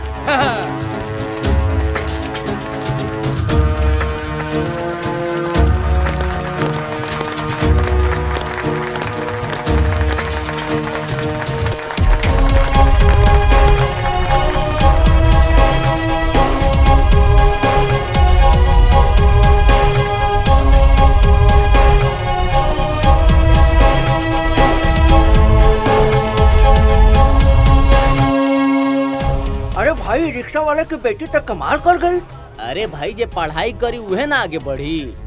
अरे भैया आज हमरा यकीन हो गए, चाहे रिक्शा वाले की बेटी हो या चाय वाला के, लड़की के पढ़ाई के चाहिए। अब हम अपना लड़की के पढ़ाई में लिखाए अफसर ही बनाए।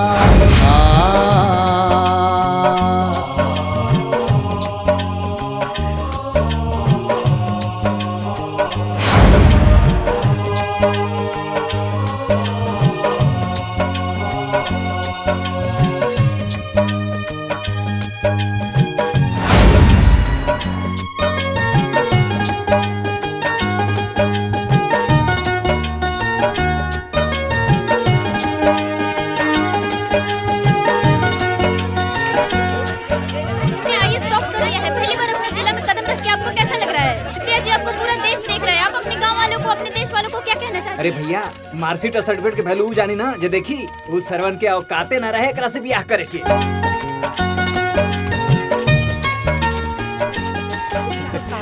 अरे हमरे दुआरे पे इतना विद्या आज स्टाफ कर गेल बाबू। हम देख सकते हैं कि ये वही घर है, वही गांव है जहां विद्या जी पढ़ी लिखी और बड़ी हुई। और आज विद्या जी ने सिर्फ अपने माँ पिता का नहीं बल्कि पूरे गांव का नाम रोशन किया है। और यहाँ गांव के लोगों के चेहरे पे जो मुस्कुराहट है वो इस बात की देखिए, गवाही विद्या है जी की कि पूरा दादी जी गांव है, खुश आज है। इनके चेहरे पे एक हम अलग अपने सी खुशी दर्शकों को झलक रही है। मिलवाते हैं विद्या जी के दादी से।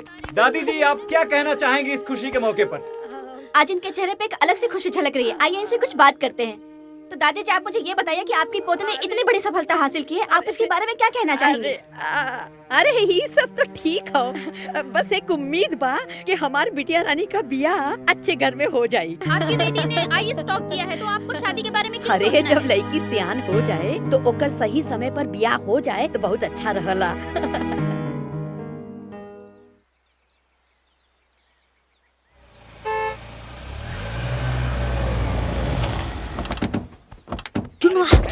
अरे ई ओए अवन जिससे विद्या दीदी की शादी टूटल रहे। अरे प्रणाम माता जी, प्रणाम प्रणाम। आप देखिए ना आज कितना शुभ दिन बा कि हमार होखे वाली पतो आईएएस बन गई। जानत नहीं हम कि हमार पतो हीरा हो चमकबे कोरी। आ देखी चमक गईल। देखी अब ना हम अपना पतो के बड़ा धूमधाम से ले आए बदे पूरा तैयारी करके आइल बानी। अच्छा अच्छा बैठी, हम गोपाल की बुला के आवत। जाई जाई गोपाल, जल्दी। ए गोपाल, अरे गोपाल। जय हो भगवान, भगवान गलती माफ करा। बड़के पापा जी जे लोग दीदी के बारात वापस लेकर रहले वो लोग फिर से आइल बाड़े। अरे बेटा भगवान बनवास से आ गए रे। हाँ अरे उन लोग खुद चल कर आए लवन। अरे बेटा बाहर बारात उरात सब तैयारी करके आए लवन। ए बेटा बस जल्दी से तय सब करके हमार बिटिया का ये साल ब्याह कर दा। हाँ चलो बच्चे। बाबूजी रुकी, का भेल बेटी? हमके कुछ बात करे के बा। आई तो अंदर चले। का बात करे क्या? तोरा के मालूम बा? का बात बा? समझ नहीं क्या बता, समझ में नहीं क्या। हमके कुछ नहीं बता। दीदी का बात बा? का बात बा बिटिया? बात अरे का बा? 2 मिनट, बस 2 मिनट रुकिए। अरे का बताई?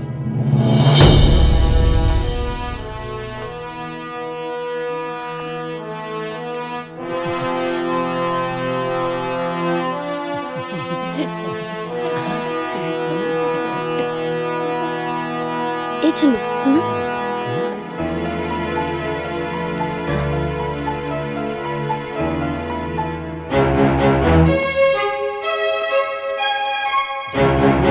लेकर किस्मत कब बदल जाए की जानता। सब भगवान की मर्जी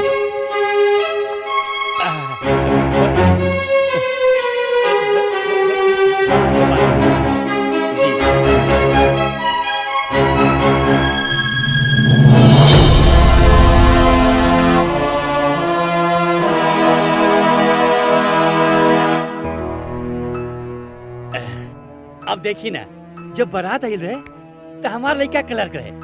अरे मैनेजर हो गई बा रघुआ लोग के आशीर्वाद से। अब जाने तानी गोपाल बाबू सब संयोग होला। अब वो दिन संयोग ना रहल बियाह ना हो पावल। अब जाने तानी भगवान के मर्जी देखी कि हमार लड़का आजो कुंवार बा। काहे कि एहनी के जोड़ी आसमान से बन के आइल बा। ए गोपाल बाबू हमरा के 2 चक्का 4 चक्का रुपया पैसा गहना गुड़िया कुछ होना चाहिए। काहे कि दुल्हन ही दहेज होला। अब जब रउआ अपन लक्ष्मी हमरा के दे रहल बानी अब ऐसे बड़ संपत्ति का होला हो कि ना। अब बस अब राजा जनक जी बनके एगो एहसान कर दी कि हमरा पतोहिया की कन्यादान कर दी। दहेज कितना देबा? का और लड़की वाला दहेज मांगेला जी? इ तो लड़की के बेचला के बराबर भइल। लड़का वाला दहेज मांगी तो शान है, और लड़की वाला दहेज मांगी तो बेचल का है। हमार लड़की तोरे लड़का से लाख गुना बढ़िया है। अरे रघुआ का कहता नहीं कुछ समझा तानी। इस समाज का कही महाराज। समाज उहे कही जौन हम कह। पहलू काबिलियत के है, चाहे बेटी हो के चाहे बेटा। परिवार संभाले बेटी, वंश बढ़ावे बेटी, प्रतिष्ठा बढ़ावे बेटी। दहेज लिया बेटा के बाप, सबके खिया के भूखे पेट सोए बेटी। दहेज लिया बेटा के बाप। सास ससुर ननद देवरानी जेठानी सबकर गुलामी बजावे बेटी। दहेज लिया बेटा के बाप। अब हम समझ गेली, हमरा के माफ कर दी। रउआ हमार आँख खोल देनी। हमरा के अपन गलती के एहसास हो गई। अब रउआ हमरा के ढेर बेइज्जत मत करी। हम 2 गो साड़ी पर ब्याह करे खातिर तैयार बानी। तोहरे जैसा छोट सोच वाला ना हमरे जैसन बड़ सोच वाले के रिश्ता ना कर सकेला। हमार बेटी IAS अफसर है ना, हमार शान है, हमार पहचान है। जा यहाँ से। एक बार फिर सोच ली गोपाल बाबू। तू जा यहाँ से।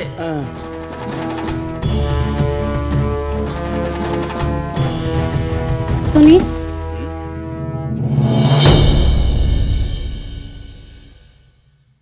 अपना बाबूजी की तरफ से रउआ लोग से हम माफी मांगता नहीं।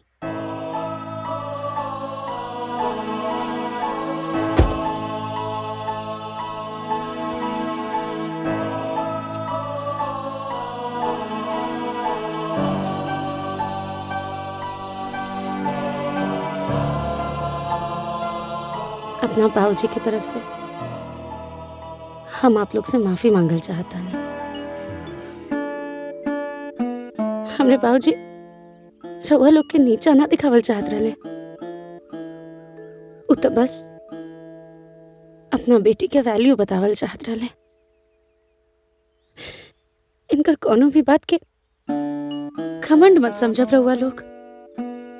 ये घमंड ना।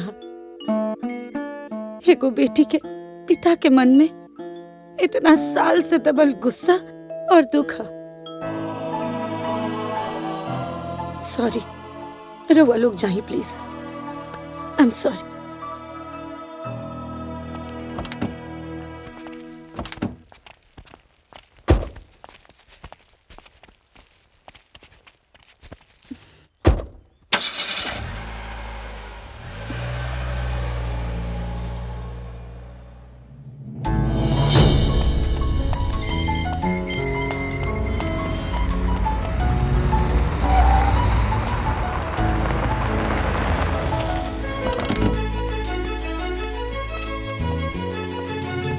जय हिंद।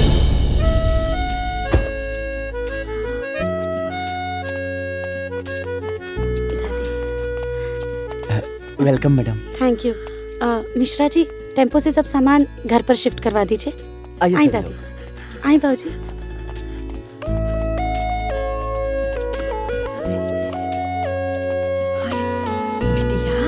इतना बड़ा घर तो रखे।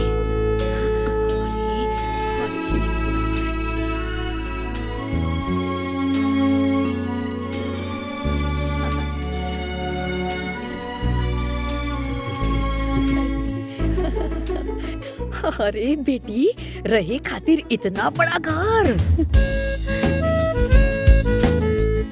अरे बाहर मर्द लोग तोरा के सलामी ठोकत रहल। अरे बेटी, हम समझ गईली तू कोनो बड़का काम कैले हो। अरे हम ना समझली। हाय बेटा करत रहले, लेकिन तू तो बेटी हो के भी बेटा से बढ़ के काम कर देलू। आज हमरा के तोरा के सलामी ठोके का मन करत हो।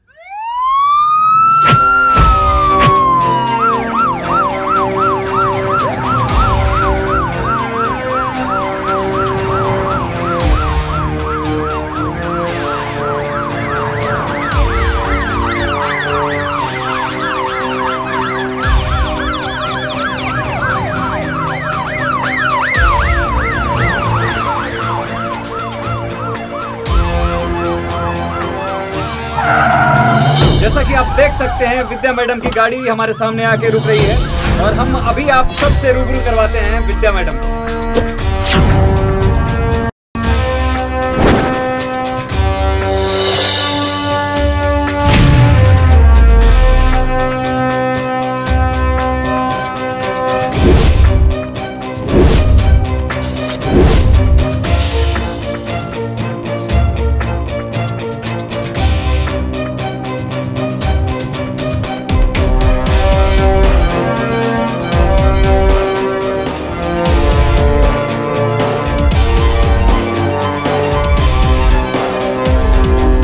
सारे एसओ आ चुके हैं? Yes ma'am. 15 मिनट बाद मीटिंग करेंगे। Thank you. जय हिंद।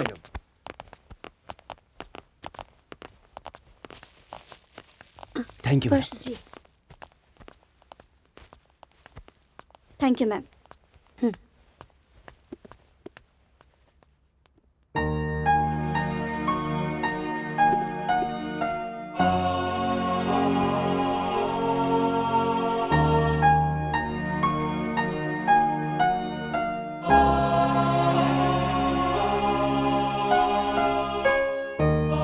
दुर्गा माता तोके शक्ति दी है, तोके नीडर बनाई है और एगो नीडर इंसान अपना साथे साथे पूरे समाज का भला करे ना।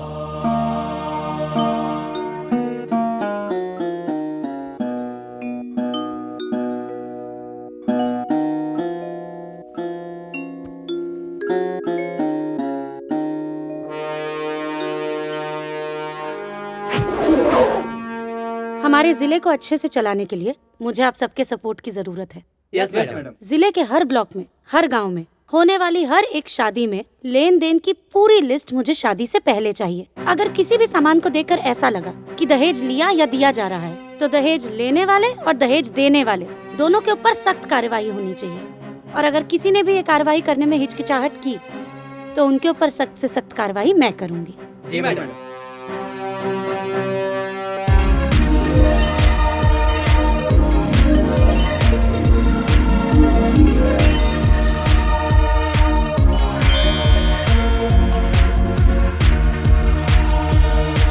गाजीपुर जिले के नए जिला अधिकारी कुमारी विद्या गोपाल अपनी नियुक्ति के साथ ही एक्शन में नजर आ रही हैं। ये मुहिम में सबसे ज्यादा मदद मुझे मेरे मीडिया के दोस्तों की चाहिए। अगर आप लोग हमारा साथ देंगे तो हमारे जिले की कोई भी लड़की कभी भी दहेज की आग में नहीं जलेगी। Thank you. वर्षों से समाज के किसी कोने में उठा के फेंक दी गई सरकार की स्लोगन दुल्हन ही दहेज है वो पूर्व जीवित करते हुए जमीनी स्तर पर उतारने के लिए कमर कस ली है। जिले में होने वाले हर शादियों का लेन देन का ब्यौरा थाने में देने का निर्देश जारी किया गया है। सरकार द्वारा बनाए गए कानून का उल्लंघन करने वालों पे उचित कार्रवाई करने का निर्देश दिया है। बेटी माँ बाप के दुख समझे ले, बेटी के पढ़ावा, आगे बढ़ावा, अफसर बनावा। वाह चाची वाह, दहेज लेवे वाला भी पकड़ाई और दहेज देवे वाला भी। हाँ बाबू। हाँ, अब तो दहेज लेवे वालन के खैर नहीं के। हाँ। देखा जयवीर, अब तो जे दहेज लेके ब्याह करी ना ओके तो जेल जाए के पड़ी और ना तो जिला छोड़े के पड़ी, ना तो ना केहू के छोड़ी ना। दहेज कम भइल बा। और जनता के लिए एक टेलीफोन नंबर जारी करते हुए पुलिस के साथ खुद विद्या गोपाल जी जीरो ग्राउंड पर उतर चुकी हैं। संजना जी, दिस इज करस्पॉन्डेंट अमरीना। ये जो डीएम साहिबा ने कदम उठाया है वो काबिले तारीफ है। बहू बहन बेटियों में एक खुशी की लहर साफ दिखाई पड़ती है। अगर उन्हें किसी भी तरह की तकलीफ है तो वो सीधे टोल फ्री नंबर 18002929929200 बाबूजी, पे कॉल करके रवा खुश तबानी ना। बेटी, जेकर बेटी इतना बड़ काम कैले होखे ओकर बाप काहे ना खुश हो बेटी। आज छाती चौड़ा हो गई, ते हमार शान बाड़ी बेटी। बस एक हमार अरमान बा, का बाबूजी? तोर शादी कोनो अच्छा लड़का से हो जाए और हम कन्यादान करके पुण्य कमा लिए।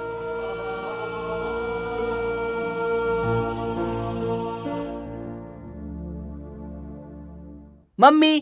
हाँ बेटा। मम्मी, आज दीदी ने हमारा एडमिशन ऐसा इंस्टीट्यूट में करा देली जहाँ बड़ा बड़ा घर के लड़का पढ़े ले। अच्छा। हाँ मम्मी, और वहाँ बहुत अच्छा पढ़ाई होला। अरे वाह बेटा। अच्छा पढ़ाई मतलब हमार अच्छा करियर बनी। मम्मी, एको बात कही। हाँ कहा ना। माई, एक समय रहे जब तू दीदी की एगो पेड़ा खातिर कितना कुछ कहत रहलू। आज उहे दीदी हमरा के एगो नया जीवन देले माई।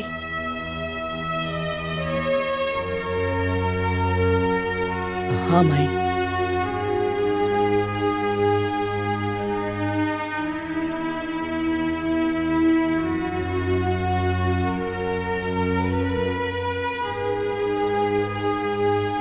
हमरा के माफ कर दे चाची। स्वार्थ के पर्दा हमारे आँख पे पड़ गए रहे बबनी। तू चिनुआ के नया जिंदगी दे दिया। अभी पर्दा आँख से हट गइल बा। तो ये घर के बेटी ना अनमोल रतन बाड़ू। हमसे बहुत बड़ गलती हो गई बबनी। अरे हमरा के माफ कर दे चाची। प्लीज शांत हो जाइए रहुआ, शांत हो जाइए।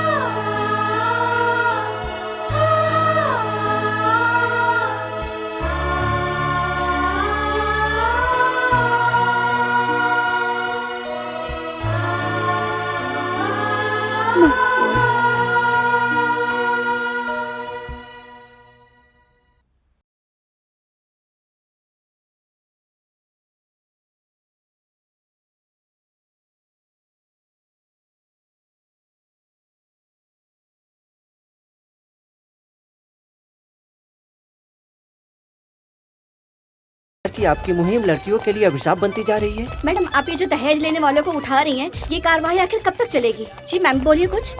हमने सुना है कि आप अपना पर्सनल फ्रस्ट्रेशन के चलते ये कार्रवाई कर रही हैं, क्योंकि आपकी शादी भी मंडप में ही टूटी थी। नाम क्या है तुम्हारा? लीला। तुम्हारी शादी हो चुकी है लीला? पापा ढूंढ रहे हैं। अच्छा, तो क्या तुमने अभी हाल फिलहाल में अपने पिताजी को ध्यान से देखा है? उनके जूतों को देखा है? उनके बॉडी लैंग्वेज को देखा है? नहीं। अगर देखी होती तो उस चेहरे के पीछे का रोता हुआ चेहरा, उनके जूतों की घिसी हुई एड़ियां और उनके झुके हुए कंधों को देखकर तुम्हें यह पता चल जाता कि इस देश में एक बेटी के बाप का दर्द क्या होता है। ऐसी कोई शादी नहीं है जिसमें बेटी के बाप का कुछ बिका ना हो। ऐसी कोई शादी नहीं है जिसमें किसी बेटी की माँ का कुछ गिरवी ना रखा गया हो। मैडम, लेकिन लेन देन विवाह का एक अंग है। ये एक ऐसा सड़ा हुआ अंग है जिसमें बीमारी लग चुकी है और इसे काट के शरीर से दूर फेंक देना ही भलाई है। अगर सिर्फ सरकारी आंकड़ों को ही देखा जाए तो हर 1 घंटे में एक लड़की की मौत दहेज की वजह से होती है, और ये तो सिर्फ सरकारी आंकड़े हैं। तो फिर आपके हिसाब से शादी के सिस्टम को खत्म कर देना चाहिए। शादी कोई सिस्टम नहीं है। शादी तो 2 परिवारों का मिलन है, और 2 लोग के मिलन में जिम्मेदारी किसी एक पर ही क्यों? अरे शादी तो बेटी की होती है, लेकिन लोगों को सिर्फ इतना ही ख्याल रहता है कि लड़की लेकर क्या आई है, 2 चक्का या 4 चक्का। अरे उसने पढ़ लिख के मेहनत करके कौन सी डिग्री हासिल की है, इससे किसी को कोई फर्क नहीं पड़ता। दूल्हा भले रावण हो, लेकिन दुल्हन हमेशा सीता होनी चाहिए। परिवार वाले भले कौरव क्यों ना हो, लेकिन बहू द्रौपदी होनी चाहिए। पर एक बात याद रख लीजिए आप लोग, इस कलयुग के दहेज रूपी दानव के चीरहरण से हमें बचाने के लिए कोई भगवान कृष्ण नहीं आने वाले हैं। हम सबको ही एक दूसरे के लिए कृष्ण बनना पड़ेगा। एक दूसरे की मदद हम सबको ही करनी पड़ेगी। हम सबको ही कोशिश करके एक दूसरे के लिए अच्छा ससुराल और अच्छा दूल्हा ढूंढना होगा। वो कैसे? मान लो कि तुम्हारी शादी एक गांव में तय हुई। जिस गांव में तुम्हारी शादी तय हुई है, उस गांव की बहन, भाभी, माँ, हर कोई अगर ये जिम्मेदारी उठा ले कि तुम्हें उस दूल्हे की सारी सच्चाई बतानी है, तो क्या तुम्हें शादी में आसानी नहीं होगी? अरे बेटी के माँ बाप तो लड़के की मौजूदा स्थिति देखकर शादी तय कर देते हैं, लेकिन गांव की बहन बेटियों को उस लड़के की और उसके परिवार की पूरे अतीत की सच्चाई पता होती है। बस यही सच्चाई अगर वो दुल्हन और उसके परिवार को पहुंचा दे, तो कोई माँ बाप अपनी बेटी को आग में नहीं झोंकना चाहेंगे। किसकी शादी, कहाँ, किस घर में, हमें कैसे पता चलेगा मैडम? ये डिजिटल इंडिया का टाइम है। इस डिजिटलाइजेशन को अपनी लाइफ सेट करने के लिए इस्तेमाल करना चाहिए, वेस्ट करने के लिए नहीं। आज ही से डीएम ऑफिस के फेसबुक और इंस्टाग्राम के ऑफिशियल पेज से एक कम्युनिटी बनाई जाएगी। दुल्हन ही दहेज है।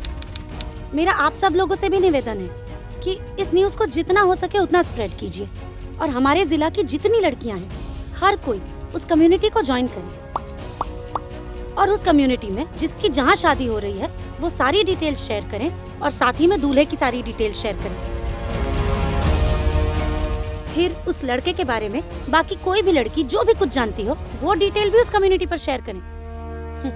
अगर कोई काम एक आदमी अकेला करता है तो वो सिर्फ काम होता है, लेकिन अगर कोई काम सब लोग मिल के करते हैं तो वो एक आंदोलन बन जाता है और आंदोलन के बाद ही आती है क्रांति। धन्यवाद। जैसा कि आपने देखा, डीएम विद्या गोपाल ने दुल्हन ही दहेज है मुहिम में सबका साथ मांगा है। उन्होंने आगे ये भी साफ कहा है कि उनके लिए भी उनकी कम्युनिटी ऐसा ही रिश्ता ढूंढे जिसके परिवार में 3 पुश्तों ने ना दहेज लिया हो और ना ही दहेज दिया हो। अब हम बहनों को एक दूसरे की मदद करनी है और दुल्हन ही दहेज है कम्युनिटी को ज्वाइन करना है। You have a voice message.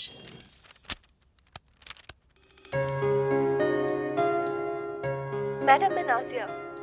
मैंने आपको थैंक्स बोलने के लिए मैसेज किया है मैम। मैम, अगर आप उस दिन सही समय पे नहीं आती तो आज शायद मेरी जिंदगी बर्बाद हो चुकी होती। सही समय पे पहुंच के आपने मेरी जिंदगी बर्बाद होने से बचाई और अब ऐसा हो गया है कि मेरे पापा की भी आंखें खुल गई हैं और वो चाहते हैं कि मेरी किसी अच्छे लड़के से शादी हो और अब मेरे घर वाले चाह रहे हैं कि मेरी एजुकेशन अच्छे से कंप्लीट हो और फिर मेरी शादी हो। Ma'am, thank you so much ma'am, thank you so much. Madam, sign.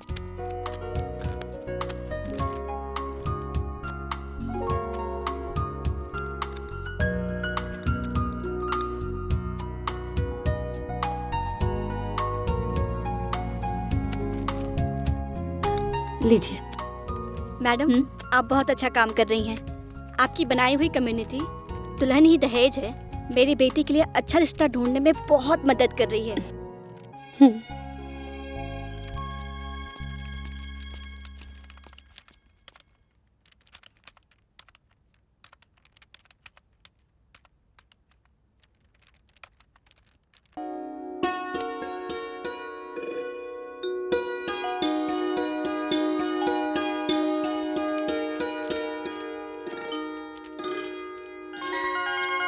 Hello जी, क्या मेरी बात राकेश जी से हो रही है?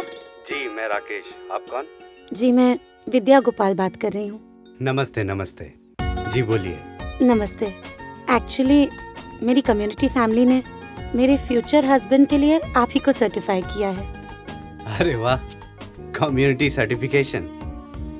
वैसे मैम, आपने ये जो मुहिम चलाया है ना, बहुत ही सही है। हैशटैग दुल्हन ही दहेज है हर जगह ट्रेंडिंग है। मैंने जब अपने डिटेल्स भेजे थे मुझे तो खुद भी यकीन नहीं था कि आपकी कम्युनिटी मुझे अप्रूव करेगी। Anyway, thanks. तो क्या मैं ये पक्का समझूं? ओके समझूं? आप ये ओके है या नहीं ये तो मेरे माता पिता ही बता पाएंगे। क्यों ना आप अपनी फैमिली को लेके मेरे माता पिता से बात कर लें? 100%। अभी मैं ये खुशखबरी अपने फैमिली को देता हूँ। बाय।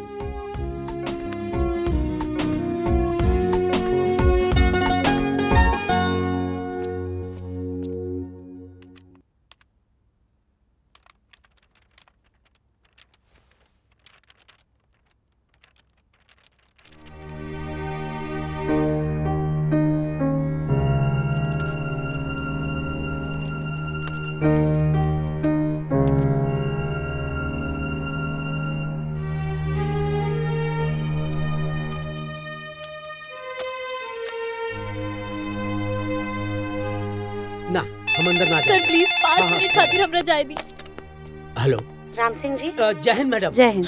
नीचे कुछ प्रॉब्लम है क्या? हाँ मैडम, एक औरत है ना, आपसे मिलने के लिए बहुत जिद कर रही है। मैडम, मुझे जरूरी बात करनी है आपसे। मैडम प्लीज, मुझे आपसे मिलना है मैडम। अच्छा ठीक है, उसे अंदर भेजो। जी मैडम, लेके आते हैं मैडम अभी। ये जी, गेट खोलो, गेट खोलो जल्दी। आइए, चलिए।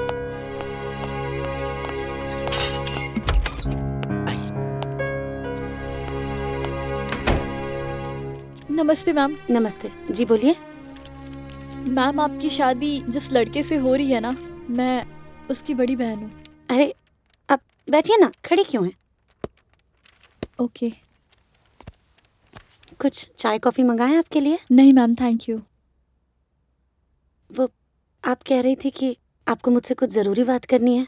मैम अब आप मेरे भाई से शादी मत करिए। क्यों?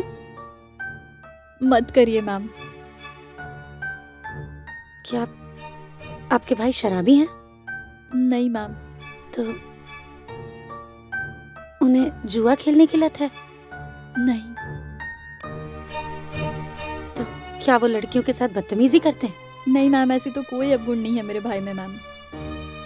तो अब फिर आप क्यों शादी करने के लिए मना कर रही हैं? उसकी सबसे बड़ी गलती है कि वो खामोश रहता है। खामोश रहता है मतलब? मैम आज से 6 साल पहले मेरे माँ बाप ने बहुत धूमधाम से मेरी शादी बहुत अच्छे घर में की। 2-3 महीने तक सब ठीक था मैम।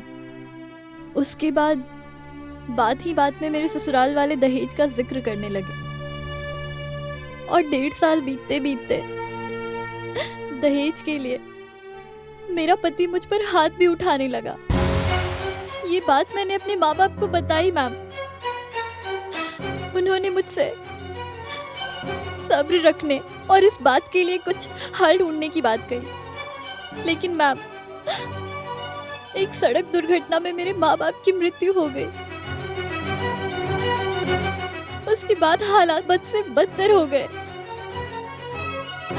लेकिन मेरी जिंदगी में एक उम्मीद हुई जब मुझे पता चला कि मैं माँ बनने वाली हूँ।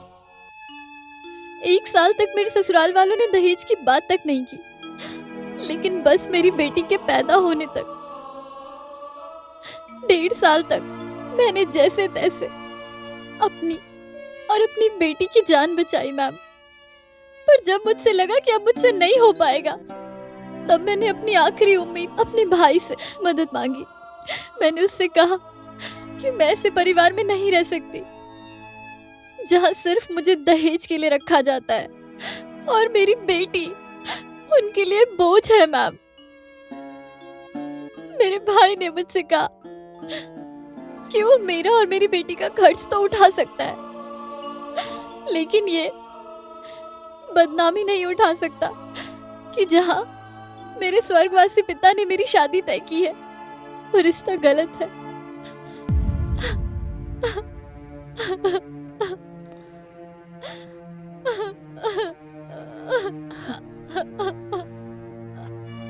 प्लीज आप प्लीज शांत हो जाइए। आपके साथ इतना सब कुछ हो रहा था तो आपने पुलिस में कंप्लेंट क्यों नहीं की? एक मजबूर और अकेली औरत कहाँ जाएगी मैम?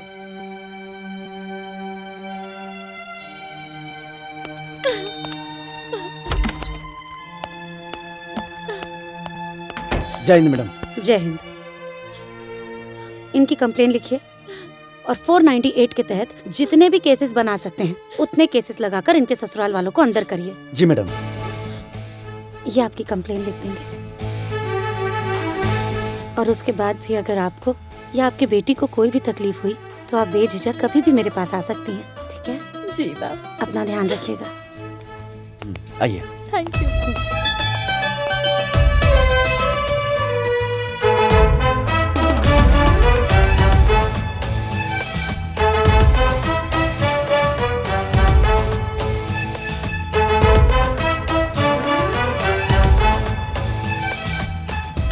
हेलो जी, मुझे कुछ जरूरी बात करनी है आपसे।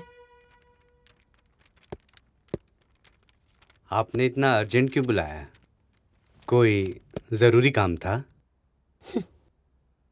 मेरी कम्युनिटी फैमिली में हमारे ज़िले की लगभग सारी बहनें जुड़ी हैं और वो हर बहन एक दूसरे के सपोर्ट में खड़ी रहने को तैयार है, लेकिन आप कैसे आदमी हैं? आप आदमी होके अपनी ही बहन के सपोर्ट में खड़े नहीं हो पाए? आपके जैसा डरपोक और स्पाइनलेस इंसान मुझसे तो क्या किसी भी लड़की से शादी करने के लायक नहीं है। अगर आप में थोड़ी सी भी समझ बाकी है तो जाइए और जाकर अपनी बहन का साथ दीजिए।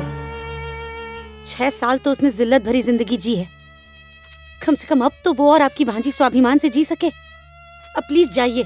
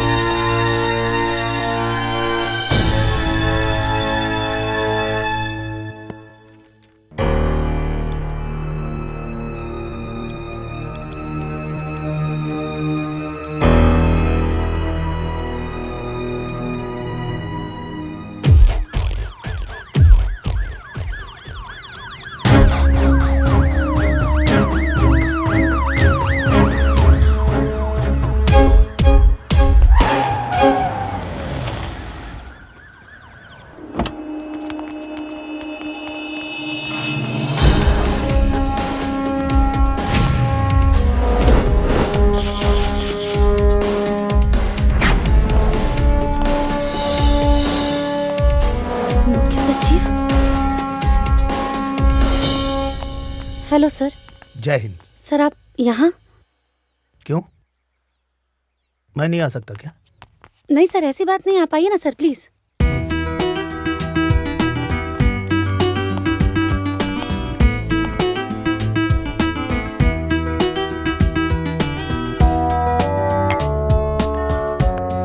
कमाल कर दिया आपने। दुल्हन ही दहेज वाला जो आपने मुहिम चलाया है ट्रेंड करने लगा है। जहां देखिए बस उसी की चर्चा हो रही है। अगर आप ही की तरह हर जिले पे डीएम हो जाए तो बदलते भारत की तस्वीर हम लोग जल्दी देख पाएंगे। थैंक यू सर। हाँ, एक बात और विद्या जी,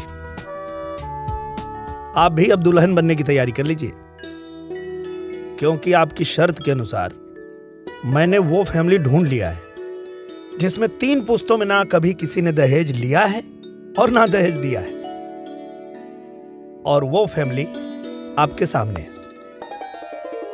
हाँ बिटिया, जब हम ब्याह कैनी बिना दहेज के, लेकिन आज तक हमरा मान सम्मान में कोई भी कमी ना आई। सही न दुल्हन? सही कहानी अम्मा। हम तो अपना आपके बहुत सौभाग्यशाली समझिला कि ऐसन खानदान में हमार शादी भई। 1 रुपया भी दहेज ई खानदान में ना लिहल जाला, और ई खानदान के बहू बेटी के इतना मान सम्मान दिहल जाला, शायद ही कोनो खानदान में ऐसा बेटी बहू के सम्मान दिहल जात हुई। सासू माँ बिल्कुल सही कह रहल बानी। हमके तो अपने ससुराल में अइले बस कुछ ही साल भइल, लेकिन ई कुछ साल में हम पूरी जिंदगी की खुशियाँ पाले ले बानी। हमके ई घर में बहू से ज्यादा बेटी के जैसन इज्जत और सम्मान मिलेला, और हम भी बिना दहेज के ही ससुराल में आइल बानी। और हम दुल्हा के छोट बहन है। वैसे हमहू जब शादी करब ना तो बिना दहेज के करब। बाकी लड़का के बा?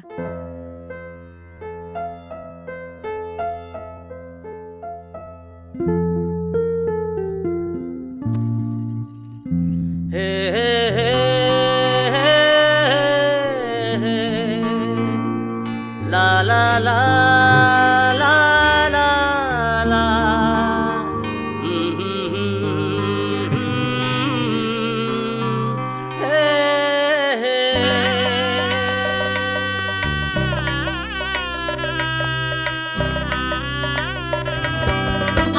IAS विद्या गोपाल की शादी गृह सचिव विवेक कुमार जी के साथ डायरेक्ट लाइव दिखा रहे हैं। विद्या जी तो शादी के बंधन में बंध गयी, लेकिन उनके चलाए हुए मुहिम दुल्हन ही दहेज है को आगे बढ़ाना है। एक दूसरे का साथ देते हुए समाज में दहेज रूपी दानव को खत्म करते हुए हमें दहेज मुक्त भारत बनाना है। क्या आप हमारा साथ देंगे?